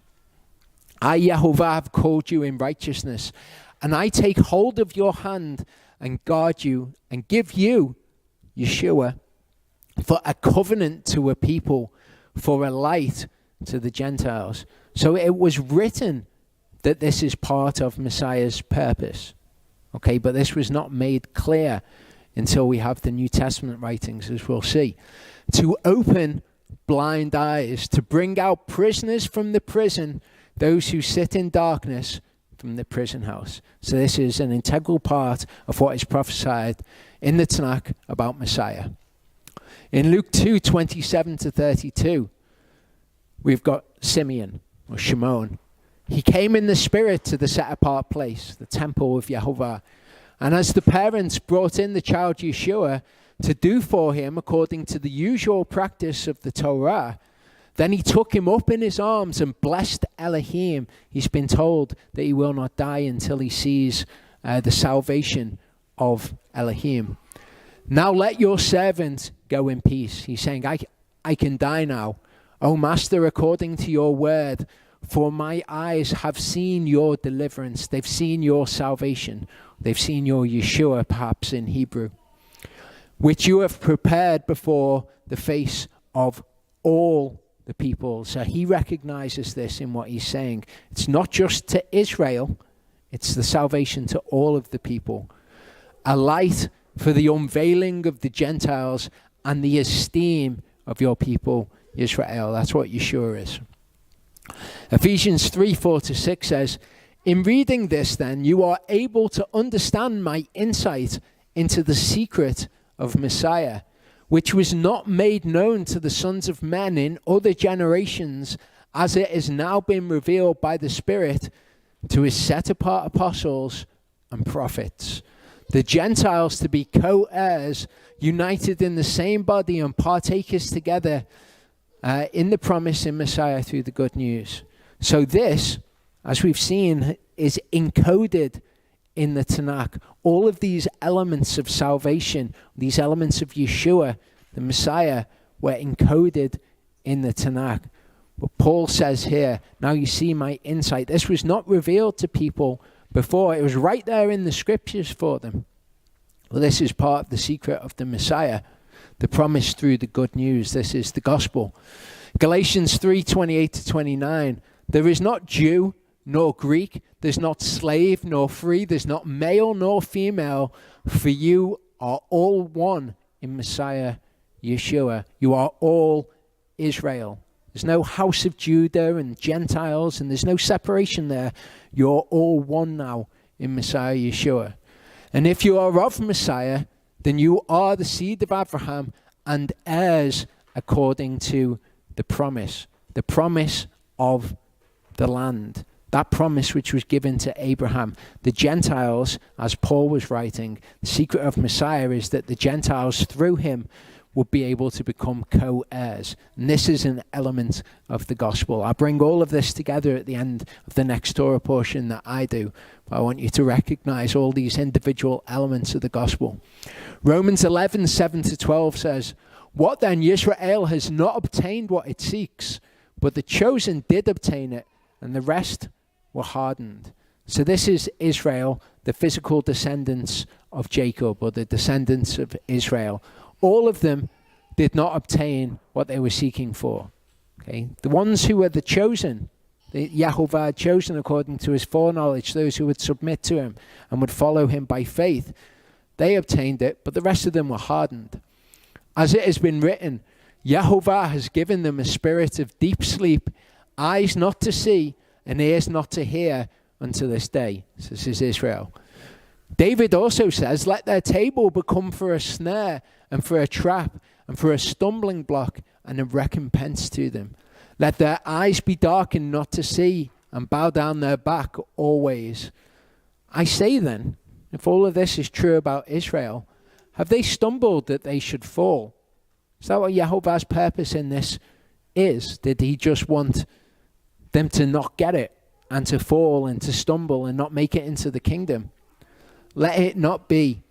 But by their fall, deliverance or salvation has come to the Gentiles to provoke them to jealousy, to provoke Israel to jealousy, that the Gentiles are all going to come to Yehovah and they're all going to be Yehovah's people. If their fall, if Israel's fall is riches for the world and their failure riches for the Gentiles, how much more their completeness? So when the Gentiles come to Yehovah, if that's a good thing that Yehovah has used their fall for, how much more will he be able to use the submission and the faith of Israel? An example of this, the Gentiles coming to Yahovah and Israel being jealous, we see in Acts 13. Verse 42 says, "And when the Jews went out of the congregation, the Gentiles begged to have these words spoken to them the next Sabbath." Okay, the Jews who had the word of Yahovah and made their boast, "Oh, we've got the Torah, we were given the oracles of Yahovah, we've got the word of Yahovah." And yet they didn't follow it by faith. The Gentiles, when they heard the words of Yahovah, they begged to have them spoken to them. And when the meeting of the congregation had broken up, many of the Jews and of the worshipping converts followed Paul and Barnabas, who, speaking to them, were urging them to continue in the favor or the grace of Elohim. And on the next Sabbath, almost all the city came together to hear the word of Elohim. These are Gentiles. All of them have come together. They heard the words and they begged that they would hear them again. But when the Jews saw the crowds, they were filled with jealousy. And contradicting and speaking evil, they opposed what Shaul was saying. But speaking boldly, Shaul and Barnabas said, "It was necessary that the word of Elohim should be spoken to you first, to the Jew first, but also to the Gentiles. But since you thrust it away and judge yourselves unworthy of everlasting life, see, we turn to the Gentiles." So by Israel's fall, by the fact that they thrust the word of Elohim away from them, salvation has come to the Gentiles, that it would make Israel, the natural born tree, that it would make them jealous. "For the Master has commanded us, I have set you to be a light to the Gentiles, that you should be deliverance to the ends of the earth," or salvation to the ends of the earth. So it's in the New Testament that we begin to see all of these prophecies, all these things that were encoded within the Tanakh. We start to see the fulfillment of all of them. And when the Gentiles heard this, they were glad and praised the word of Yahovah, and as many as had been appointed to everlasting life believed. In Isaiah 62, I think it's probably 1-5 actually. "For Zion's sake, I am not silent. And for Yerushalayim's sake, I do not rest, until her righteousness goes forth as brightness, and her deliverance or her salvation as a lamp that burns." Until Yerushalayim's salvation or deliverance goes forth as a light to the Gentiles. Remember, Israel has fallen to bring the Gentiles in. And if that was used for good, how much more their completeness? "The nations shall see your righteousness, and all kings your esteem." Okay, Yahovah, if you give him more to work with, he can achieve even more. And in the millennium, Yerushalayim was going to go out as a light to the Gentiles. This is the end of Isaiah. We'll see that this is how Isaiah began as well. "You shall be called by a new name, which the mouth of Yahovah designates. You shall be a crown of comeliness in the hand of Yahovah, and a royal headdress in the hand of your Elohim. You will be a beautiful thing.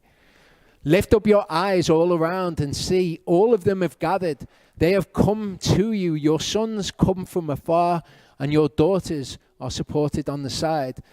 Then you shall see and be bright, and your heart shall throb and swell. For the wealth of the sea is turned to you. The riches of the Gentiles shall come to you, to Jerusalem. A stream of camels cover your land, the dromedaries of Midian and Ephah. All those from Shavah come bearing gold and incense, and they're proclaiming the praises of Yahovah, like the Gentiles who heard the word in the book of Acts, here on a much greater scale. All the flocks of Kedar are gathered to you. The rams of Nebaioth serve you. They come up for acceptance on my altar, and I embellish my esteemed house. This is when they come to Jerusalem, which is how the book of Isaiah begins. Isaiah 2:2-4. It shall be in the latter days. There are many periods of time that are referred to as the latter days in Scripture. that the mountain of the house of Yehovah is established on top of the mountains, and it shall be exalted above the hills, and all nations, all of the Gentiles, shall flow to it. Many peoples shall come and say, come and let us go up to the house of Yehovah, to the house, the Elohim of Jacob, and let him teach us his ways, just like in the book of Acts. And let us walk in his paths, for out of Zion comes forth the Torah and the word of Yehovah from Yerushalayim. And Yerushalayim is a light to the Gentiles. And he shall judge between the nations, and he will reprove many peoples, and they shall beat their swords into plowshares and their spears into pruning hooks. Nation shall not lift up sword against nation, neither teach battle anymore. And indeed, Yeshua will judge between nations when he comes and he sits on the throne of his glory, and he separates the sheep from the goats. He has all nations laid before him. Jeremiah 16 talks of the Gentiles turning to Yehovah. Yehovah, my strength, my stronghold, and my refuge in the day of distress. The Gentiles shall come to you from the ends of the earth and say, our fathers have inherited only falsehood and futility, and there is no value in them. Would a man make gods for himself which are not gods, powerless gods? Therefore, see, I am causing them to know. This time I cause them to know my hand and my might, and they shall know that my name is Yehovah. This is a part of the gospel, that this salvation will be offered to the Gentiles too. As we've seen, all of it's there, it's encoded into the Tanakh, and all of the structures, it's right there in prophecy, and we see the fulfillment in Yeshua. Matthew 12:18-21. See my servant whom I have chosen. This is the passage that we read before being quoted. My beloved in whom my soul did delight. I shall put my spirit upon him, and he shall declare justice to the nations. He shall not strive nor cry out, nor shall anyone hear his voice in the streets. A crushed reed he shall not break, and smoking flax he shall not quench, till he brings forth judgment forever. And the nations shall trust in his name. This is what we're seeing a picture of in this story with Joshua. Okay, Joshua being this picture of Messiah. See, this is exactly what Rachav is doing. And now, please swear to me by Yehovah. She's trusting in Yehovah's name. She's seeing the deliverance that he's brought. She's seeing the salvation brought by his mighty hand, by Moshe's outstretched arm in the Red Sea. Since I have shown you kindness, that you also show kindness to my father's house, and shall give me a true token. Shall spare my father and my mother, my brothers and my sisters, and all that they have, and shall deliver our souls from death. The gospel right here in the book of Joshua. So we've seen that Joshua is this picture of Yeshua, and that his life teaches us things about the gospel. We can identify these things in his life.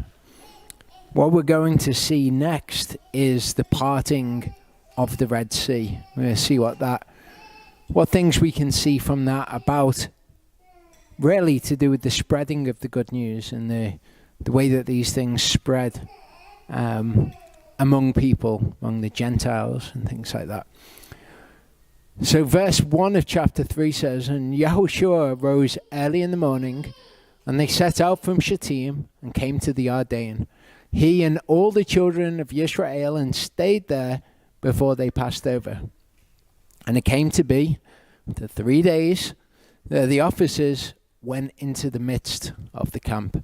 And they commanded the people, saying, when you see the ark of the covenant of Yehovah your Elohim, and the priests and the Levites bearing it, then you shall set out from your place and follow it. Only keep a distance between you and it, about 2,000 cubits by measure. Do not come near it, so that you know which way to go, for you have not passed over this way before. And Yahushua said to the people, set yourselves apart, for tomorrow Yehovah is doing wonders, and he tells them that he's going to be doing these wonders in their midst.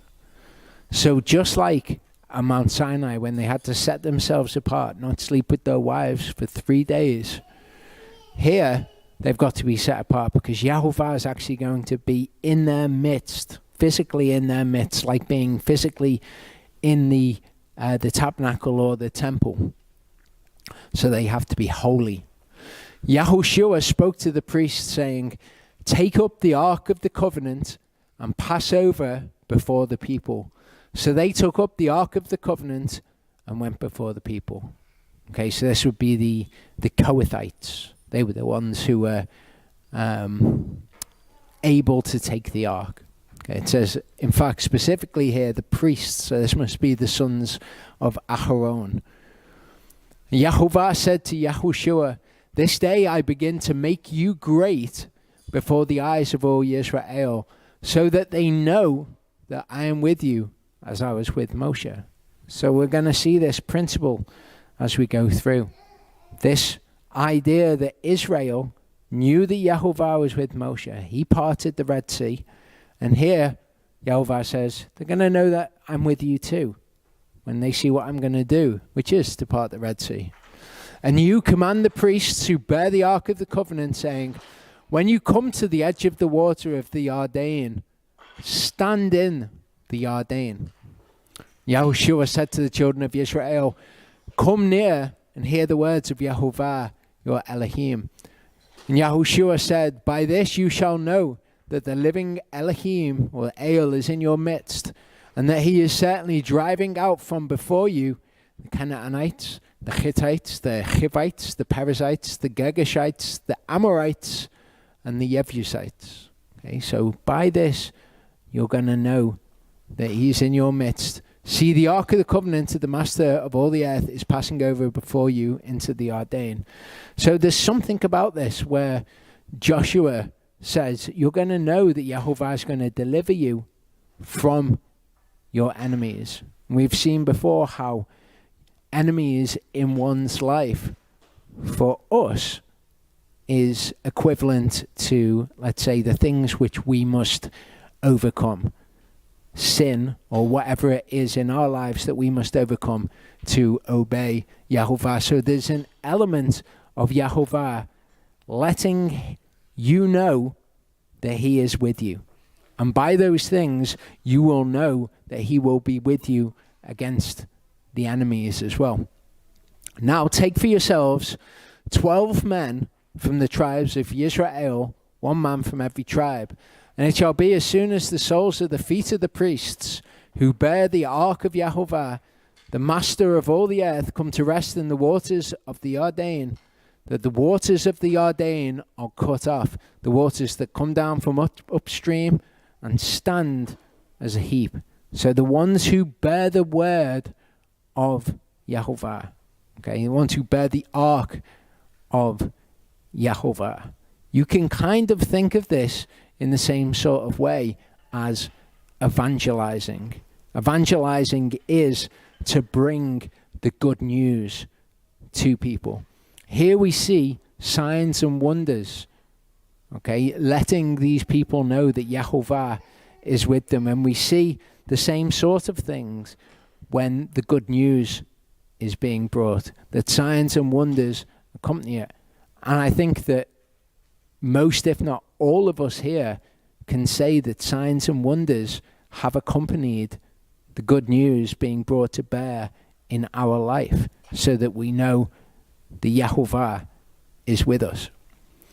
"It came to be when the people set out from their tents to pass over the Yarden, with the priests bearing the ark of the covenant before the people, and all those bearing the ark came to the Yarden, and the feet of the priests bearing the ark dipped in the edge of the water. Now the Yarden overflows all its banks during all the time of harvest, that the waters which came down from upstream stood still." We're going to see this a few times in the life of Joshua, these signs and wonders which take place. Okay, here it's the waters which are standing still. They rose in a heap very far away at Adam, the city that is beside Zarethan. And the waters going down into the Sea of Arava, the Salt Sea, were completely cut off, and the people passed over opposite Jericho.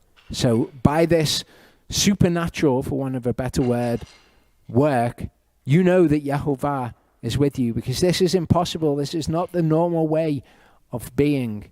So when you come to encounter enemies and things in your life that need to be overcome, that you're not going to be able to do on your own, do not fear, be strong and of good courage, be amatz, because Yehovah is with you. The priests bearing the ark of the covenant of Yehovah stood firm on dry ground in the midst of the Yarden, and all Yisrael passed over on dry ground until all the nation had completely passed over the Yarden. So this should remind us, of course, of another time when salvation has been brought by Yehovah, when they have been delivered from their enemies, and it says that Israel went through on dry ground. 2 Kings 2, 7-14 is yet another time when the waters were separated, and Israel, in this case Elijah and Elisha, went through on dry ground. 50 men of the sons of the prophets went and stood facing them at a distance, while the two of them stood by the Yarden. And Eliyahu took his mantle and rolled it up and struck the water, and it was divided this way and that, so that the two of them passed over again on dry ground. In this case, it's also the Jordan which is being divided. Later in that chapter, Eliyahu, the mantle of Eliyahu is taken up by Elisha, went back, he stood by the bank of the Yarden, and he took the mantle of Eliyahu that had fallen from him, and he struck the water. Okay, not Eliyahu this time. Where is Yehovah Elohim of Eliyahu? And he struck the water, and it was divided this way and that, and Elisha passed over. So it seems in this case as well, we've got Eliyahu who does these great works. We've got him dividing the Jordan, and they pass through. Of course, Elisha knows that Yehovah is with Eliyahu. But afterwards, when he's taken up into the whirlwind, into the sky, he takes his mantle, and then he comes to the water, and he tries to divide it, and the water is divided. And he knows that Yehovah is with him also. In Mark 16, verse 20, it says, "And they went out, and they proclaimed it everywhere, the good news, the gospel, while the master worked with them and confirmed the word through the accompanying signs to show that he was with them." Amen. Joshua 3, verse 5, Yahushua said to the people, "Set yourselves apart, for tomorrow Yehovah is doing wonders in your midst." Again, it's the same thing. So the first time that we see this sort of activity is, of course, when the Red Sea was parted and Israel went over before their enemies, and then Yehovah delivered them from their enemies. They were in a situation where they were going to be overcome by the enemy. If Yehovah hadn't intervened, they would have been overcome. A situation where they were facing death. Yehovah brings salvation to them. He saves them from death into life, and he delivers them from their enemies, and in fact he destroys their enemies. Another part of the gospel. So comparing these two events, okay, in Exodus 14, Moshe said, "Don't fear, stand still, see the salvation or the deliverance of Yehovah. He will destroy the Egyptians, he will fight for you." Joshua said, "He shall destroy the inhabitants. You shall know that the living Elohim is among you." Exodus 14, the Red Sea, Yehovah told Moshe ahead of time what would happen. The angel of Yehovah and the pillar of cloud went before them, went behind them. The pillar of cloud that went before them went behind them. And Joshua told the people ahead of time what would happen again. And the Ark of the Covenant this time is what is going before them. Exodus 14, Moshe stretched out his hand over the sea. Yehovah turned the sea into dry land. The waters were divided. Yisrael went into the midst of the Red Sea on dry land. The water was a heap on the left and on the right. In Joshua, the priest's feet dipped into the edge of the Jordan. The water split. The people crossed over on dry ground. The priests stood on dry ground in the midst of the Jordan. In Exodus, Yehovah commanded Moshe what to do so that the water would return. In Joshua, Yehovah commands Joshua what to do so the water would return. Moshe stretched out his hand over the sea, and the water returned. In Joshua is the priest's feet. Okay, so it's Moshe's hand both times at the Red Sea. This time it's the priest's feet. As the priest's feet touched the dry ground, the water returned. The waters heaped up. The deep congealed. People of Israel walked over on dry ground. Joshua, tell your children, Israel crossed over on dry ground. So children, Israel are both mentioned, but here it's tell your children that Israel crossed over on dry ground and that Yehovah dried up the water of the Jordan. The people heard and feared. May they fear the greatness of your mighty arm is the phrasing in Exodus 15. In Joshua 5, the Amorite and Canaanite kings heard how Yehovah dried up the Jordan's water and feared. And then the thing that it's all pointing to, okay, so we've got these two narratives which have these same elements to them. The thing that it's all pointing to, what begins after the Red Sea, is that the manna begins to fall from heaven. What happens at the end of this narrative, we'll see this next week, is that the manna ceased falling from heaven. Again, tying these two narratives. In Isaiah 51, 10 to 11, it says, was it not you who dried up the sea, the waters of the great deep, who made the depths of the sea a way for the redeemed to pass over? And this can be seen to be talking about what happened at the Red Sea, can also be seen to be talking about what happens when the redeemed leave Sheol. Let the ransomed of Yehovah return, and they shall come to Sion with singing. Okay, that's not what happened at the Red Sea, but it is what will happen when the redeemed of Yehovah, the ransomed of Yehovah, are released from Sheol. In Exodus 15, okay, this is right after they've crossed over. This is what we read. It says, peoples heard, they trembled, anguish gripped the inhabitants of Philistia. Really? Well, that didn't actually happen when they were crossing the Red Sea. Then the chiefs of Edom were troubled, the mighty men of Moab, trembling grips them, all the inhabitants of Canaan melted. Again, this is not something that happened when they crossed the Red Sea. It's something which will happen in the future, though, when the depths, the sea in Sheol, is made so that we can pass over it. Fear and dread fell on them. By the greatness of your arm, they are as silent as stone until your people pass over. O Yehovah, until the people whom you have brought pass over. You have bought, rather, pass over, who've been redeemed, ransomed.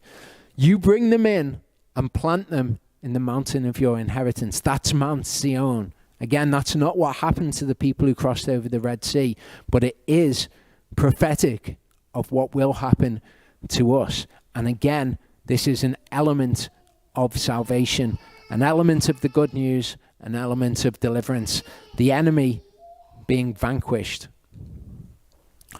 Recommend people check this out. This goes through the entire prophecy as it is in Exodus 15. Exodus 15 is a remarkable piece of scripture. It seems in parts like it's talking about what has just happened in this kind of celebration of the people, as what's just happened when the Egyptians were killed. However, there's much of it which speaks prophetically of what happens when Yeshua leads us into Mount Zion. In Genesis 12, verse 7, okay, what we're seeing here is a fulfillment of something that happened right at the beginning of the book of Genesis. Yehovah appeared to Abraham and said, to your seed I give this land. This also is part of the good news. Okay, to your seed I give this land. He built an altar to Yehovah who had appeared to him. So this promise that the land of Canaan is going to be given to Abraham's seed happened a long time ago. Genesis 26, 4-5, we hear why this promise was given to Abraham. I shall increase your seed like the stars of the heavens, and I shall give all these lands to your seed. And in your seed, all the nations of the earth shall be blessed. This is the part of the good news, which is the Gentiles coming to Yehovah. Because Abraham obeyed my voice and cherished my charge, my commands, my laws, and my Torah. This is why the promise was given to Abraham, and this is why the promise will, Yah willing, be given to us if we make this true of ourselves. In John 8, 31-39, Yeshua said to those Jews who believed him, if you stay in my word, you are truly my disciples, and you shall know the truth, and the truth shall make you free. They answered him, we're the seed of Abraham, and we've been servants to no one at any time. How do you say you shall become free? Yeshua answered them, truly, truly, I say to you, everyone who is doing sin is a servant of sin. And the servant does not stay in the house forever, but a son stays forever. If then the Son makes you free, you shall be free indeed. I know that you are the seed of Abraham, but you seek to kill me because my word has no place in you. I speak what I've seen with my father. You do what you've heard from your father. They answered and said to him, Abraham is our father. Yeshua said to them, if you were Abraham's children, you would do the works of Abraham. So this promise of the land is given to Abraham's children.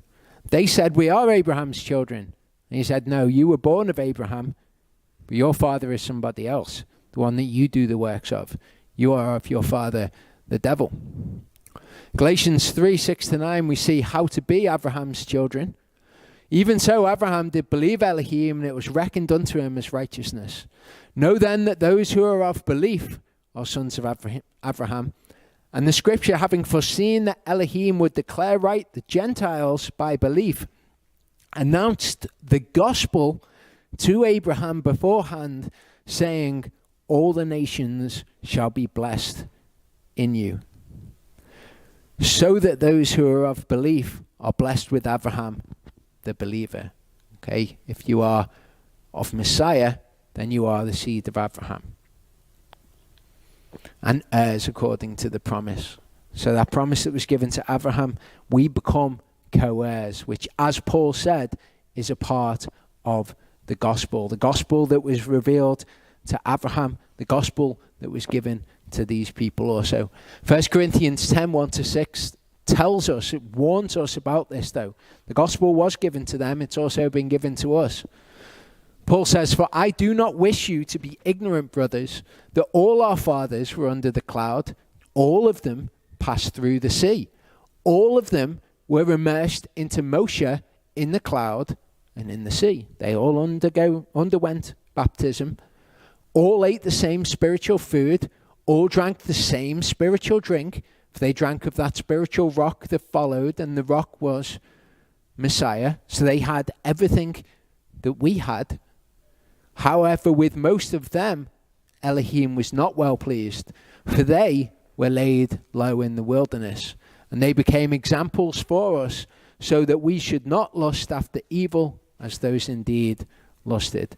So Abraham is our example. If we follow Abraham's example, we follow all of his laws, all of his charges, then we are children of Abraham.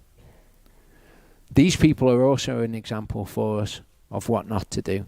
And the word cyclical happens over and over again with a different cast of characters. We are another cast of characters living out the word of Elohim. Joshua 4 says, it came to be when the entire nation had completely passed over the Jordan, the Yehovah spoke to Yahushua saying, take for yourselves 12 men from the people, one man from every tribe. Command them, saying, take for yourselves 12 stones from here, out of the midst of the Ardain, from the place where the priest's feet stood firm, and you shall bring them with you, and leave them in the camp in which you spent the night. Kind of strange instructions. 12 is another one of those numbers, isn't it, that we see throughout the scriptures. Genesis 35:22. Okay, we hear the sons of Yaakov, the 12. Okay. See in Exodus 15:27, we see 12 fountains of water, 70 palm trees. 70 is another one of those numbers. There are 12 fountains of water. Exodus 24:4. 12 standing columns for the 12 tribes of Israel. Exodus 28:21. The stones are according to the names of the sons of Israel, 12 according to their name. That's the breastplate on the high priest. Leviticus 24:5. You shall take fine flour and bake 12 cakes with it, 2/10 of an ephah in each cake. Revelation 7:4-8. I heard the number of those who were sealed, 144,000, sealed out of the tribes of the children of Israel. The tribe of Yehudah, 12,000. Reuven, 12,000. Gad, 12,000. Asher, 12,000. Naphtali, 12,000. Manasseh, 12,000. Tribe of Shimon, 12,000. Levi, 12,000. Yisachar, 12,000. Zebulun, 12,000. Yosef, 12,000. Binyamin, 12,000. So we've got 12 tribes with 12,000 out of each tribe. Mark 3:14. Yeshua, when he came to the earth, all of those things were appointed by Yehovah in his word. Yeshua, when he came to the earth, he appointed 12 to be with him, and he sent them out to proclaim. Matthew 14:19-20. Commanding the crowds to sit down on the grass, taking the 5 loaves and the 2 fish, and looking up to the heaven, he blessed and broke, and gave the loaves to the disciples, and the disciples gave to the crowds. And all ate and were satisfied, and they picked up the pieces left over. How many baskets? 12. Revelation 21:10-14. He carried me away in the spirit to a great and high mountain, showed me the great city, the set apart Jerusalem, descending out of the heaven from Elohim, having the esteem of Elohim, and her light was like a most precious stone, like a jasper stone, clear as crystal, having a great and high wall, having 12 gates, 12 angels, names written on them, which are those of the 12 tribes, the children of Israel. 3 gates on the east, 3 on the north, 3 on the south, 3 on the west. The wall of the city had 12 foundations, and on them the names of the 12 apostles of the Lamb. And the 12 gates, there were 12 pearls. The city lies 4-cornered. Its length is as great as its breadth. And he measured the city with the rod, 12,000 stadion. The length and the breadth and the height of it are equal. So you got 12, 12, 12. Revelation 22:1-2. He showed me a river of water of life, clear as crystal, coming from the throne of Elohim and of the Lamb. In the middle of the street and on the side, either side of the river, was the tree of life, which bore 12 fruits, each tree yielding its fruit every month. So we've got 12 months. We've got the 12 Chodeshim as well. So Yehovah has got something about the number 12. We've looked at the number 3 throughout this, and we can identify what it is with the number 3. It seems to me when Yehovah is appointing things, when he says, I want this number of them, that we have the number 12. You'll hear all sorts of ideas from people about what certain numbers mean in Scripture, and that can lead you down a path that's not very good. You can look at the number 12 and you can look and see what's similar about them and say, well, that's similar about them. The number 7 is another one. You'll get people telling you all about what the number 7 means. The number 7 is ubiquitous in Scripture. It's probably the most commonly used number. You'll get the number 8 and people saying that the number 8 is all about renewal. What I would say about all of these things is I would advise caution with them all.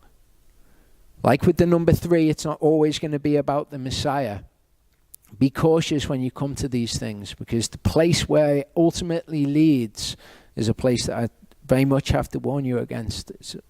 You may well have heard of gematria, okay, and that's where people look for numbers in scriptures, and they look for the numeric value of the letters, and then they look for words which are all made of the numeric value of the letters, and then they take that information and they layer on top of it the teachings of men, and particularly the teachings of Jewish mysticism, the teachings of Kabbalah or Kabbalah.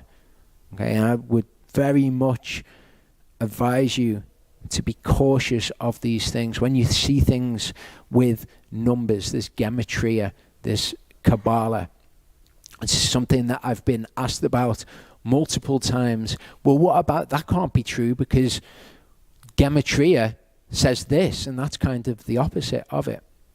All of those things, all of mysticism and all of looking into Yehovah's word and applying on top of it a veneer of meaning which is not there, I would say be very cautious over things like that. In fact, when it comes to mysticism as a whole, do not listen to it.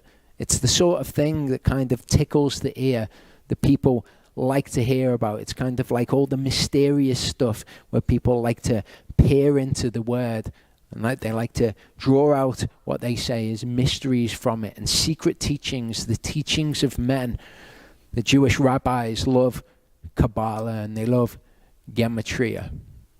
So it's good for us to note and say, number 12 seems to be a number that Yehovah seems to like.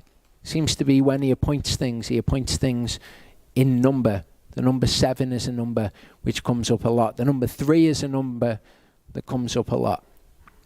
But be very cautious of anything that goes anywhere beyond that. I actually think that probably everyone here is aware of this as dangerous. But I get things from people online fairly commonly about all of this sort of stuff. So I'll caution you against that. Verse 4 says that Yahushua called the 12 men whom he had appointed from the children of Israel, one man from every tribe. Yahushua said to them, pass over before the ark of Yehovah into the midst of the Ardein.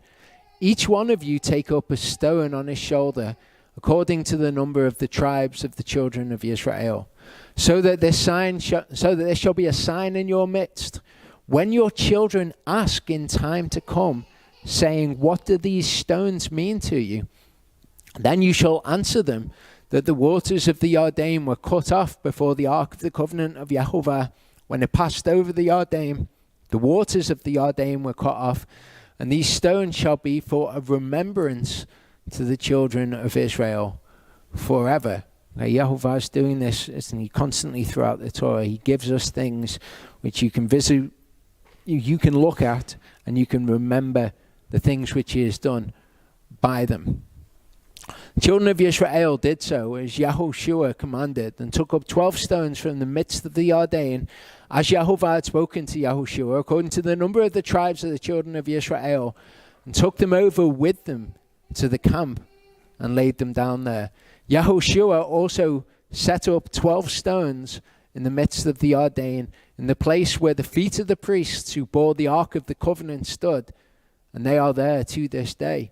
The priests who bore the ark stood in the midst of the Ardein until every matter was finished. The Yehovah had commanded Yahushua to speak to the people according to all that Moshe had commanded Yahushua. And the people hastened and passed over. And it came to be, when all the people had passed over, that the ark of Yehovah and his priests passed over in the presence of the people. And the sons of Reuven and the sons of Gad and the tribe of Manasseh passed over in 5s before the children of Israel, as Moshe had spoken to them. So this is exactly what we were reading before. You're going to pass over in 5s. About 40,000 armed ones of the army passed over before Yehovah for battle to the desert plains of Jericho. On that day, Yahovah made Yahushua great before the eyes of all Israel, and they feared him as they had feared Moshe all the days of his life. Personally, the reason that I think the number 12 is significant to Yahovah, just for whatever it's worth, is because that's how many children Jacob had.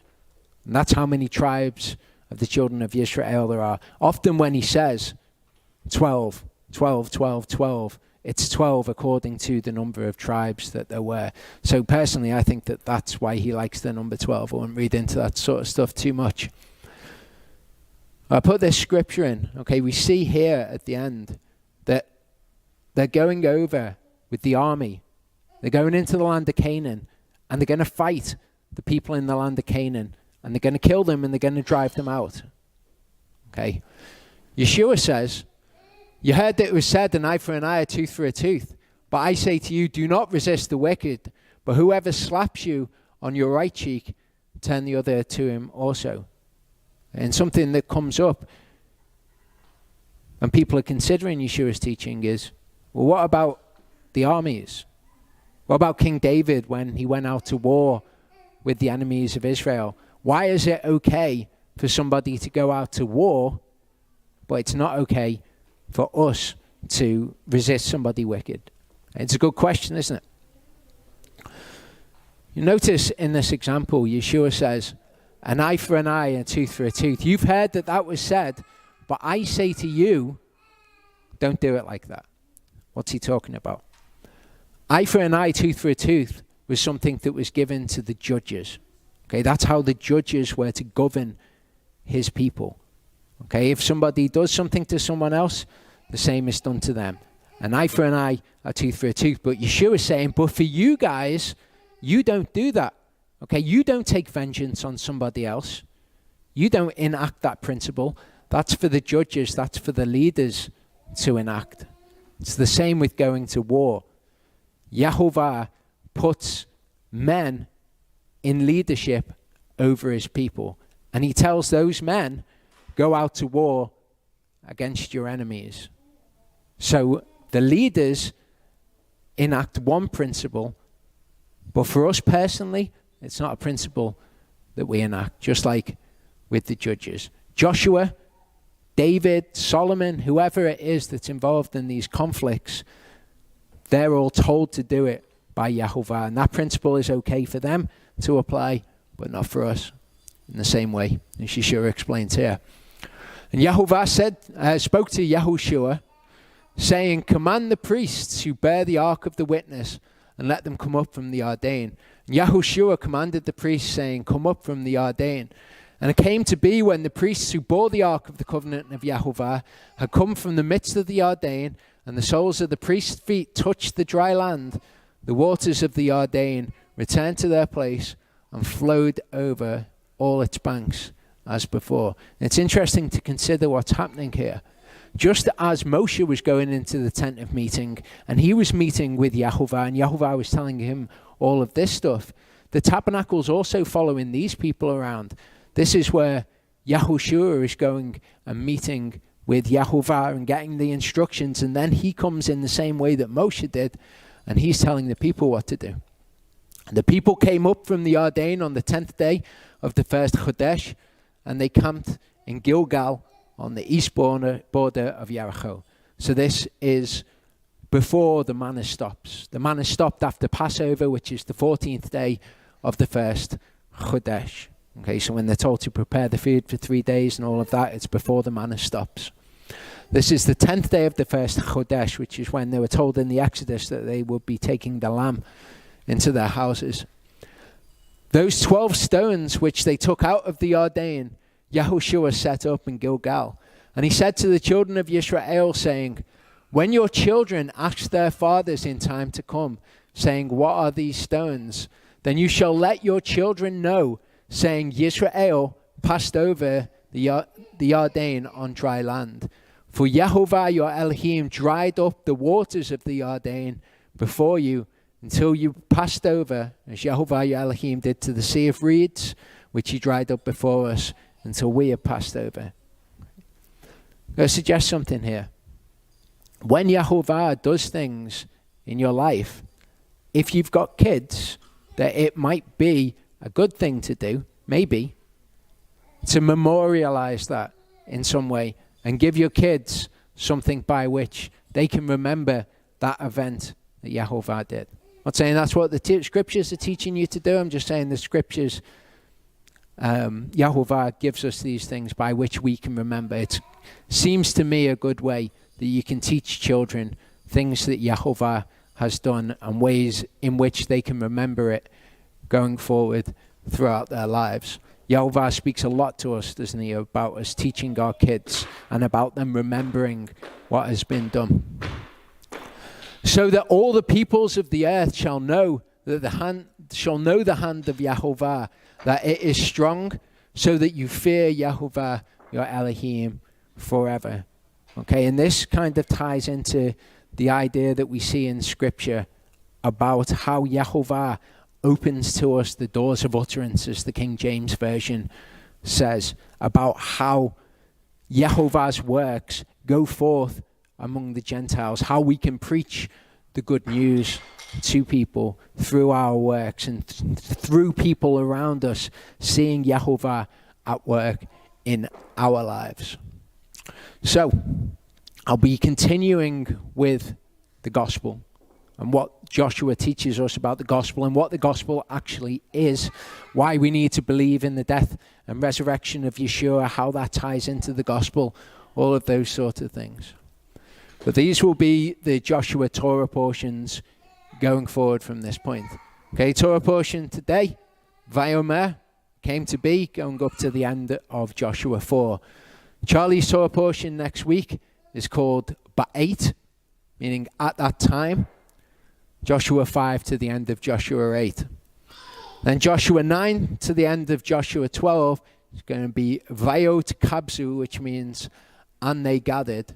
And then all of the rest of the book of Joshua, from chapter 13 to the end of chapter 24, Charlie will be covering in Torah portion Nishara, which is It Remains. I know that Mel shared this information with some people, but for those people who are watching online who like to read ahead in the Torah portions, there's the information for you. Let's pray.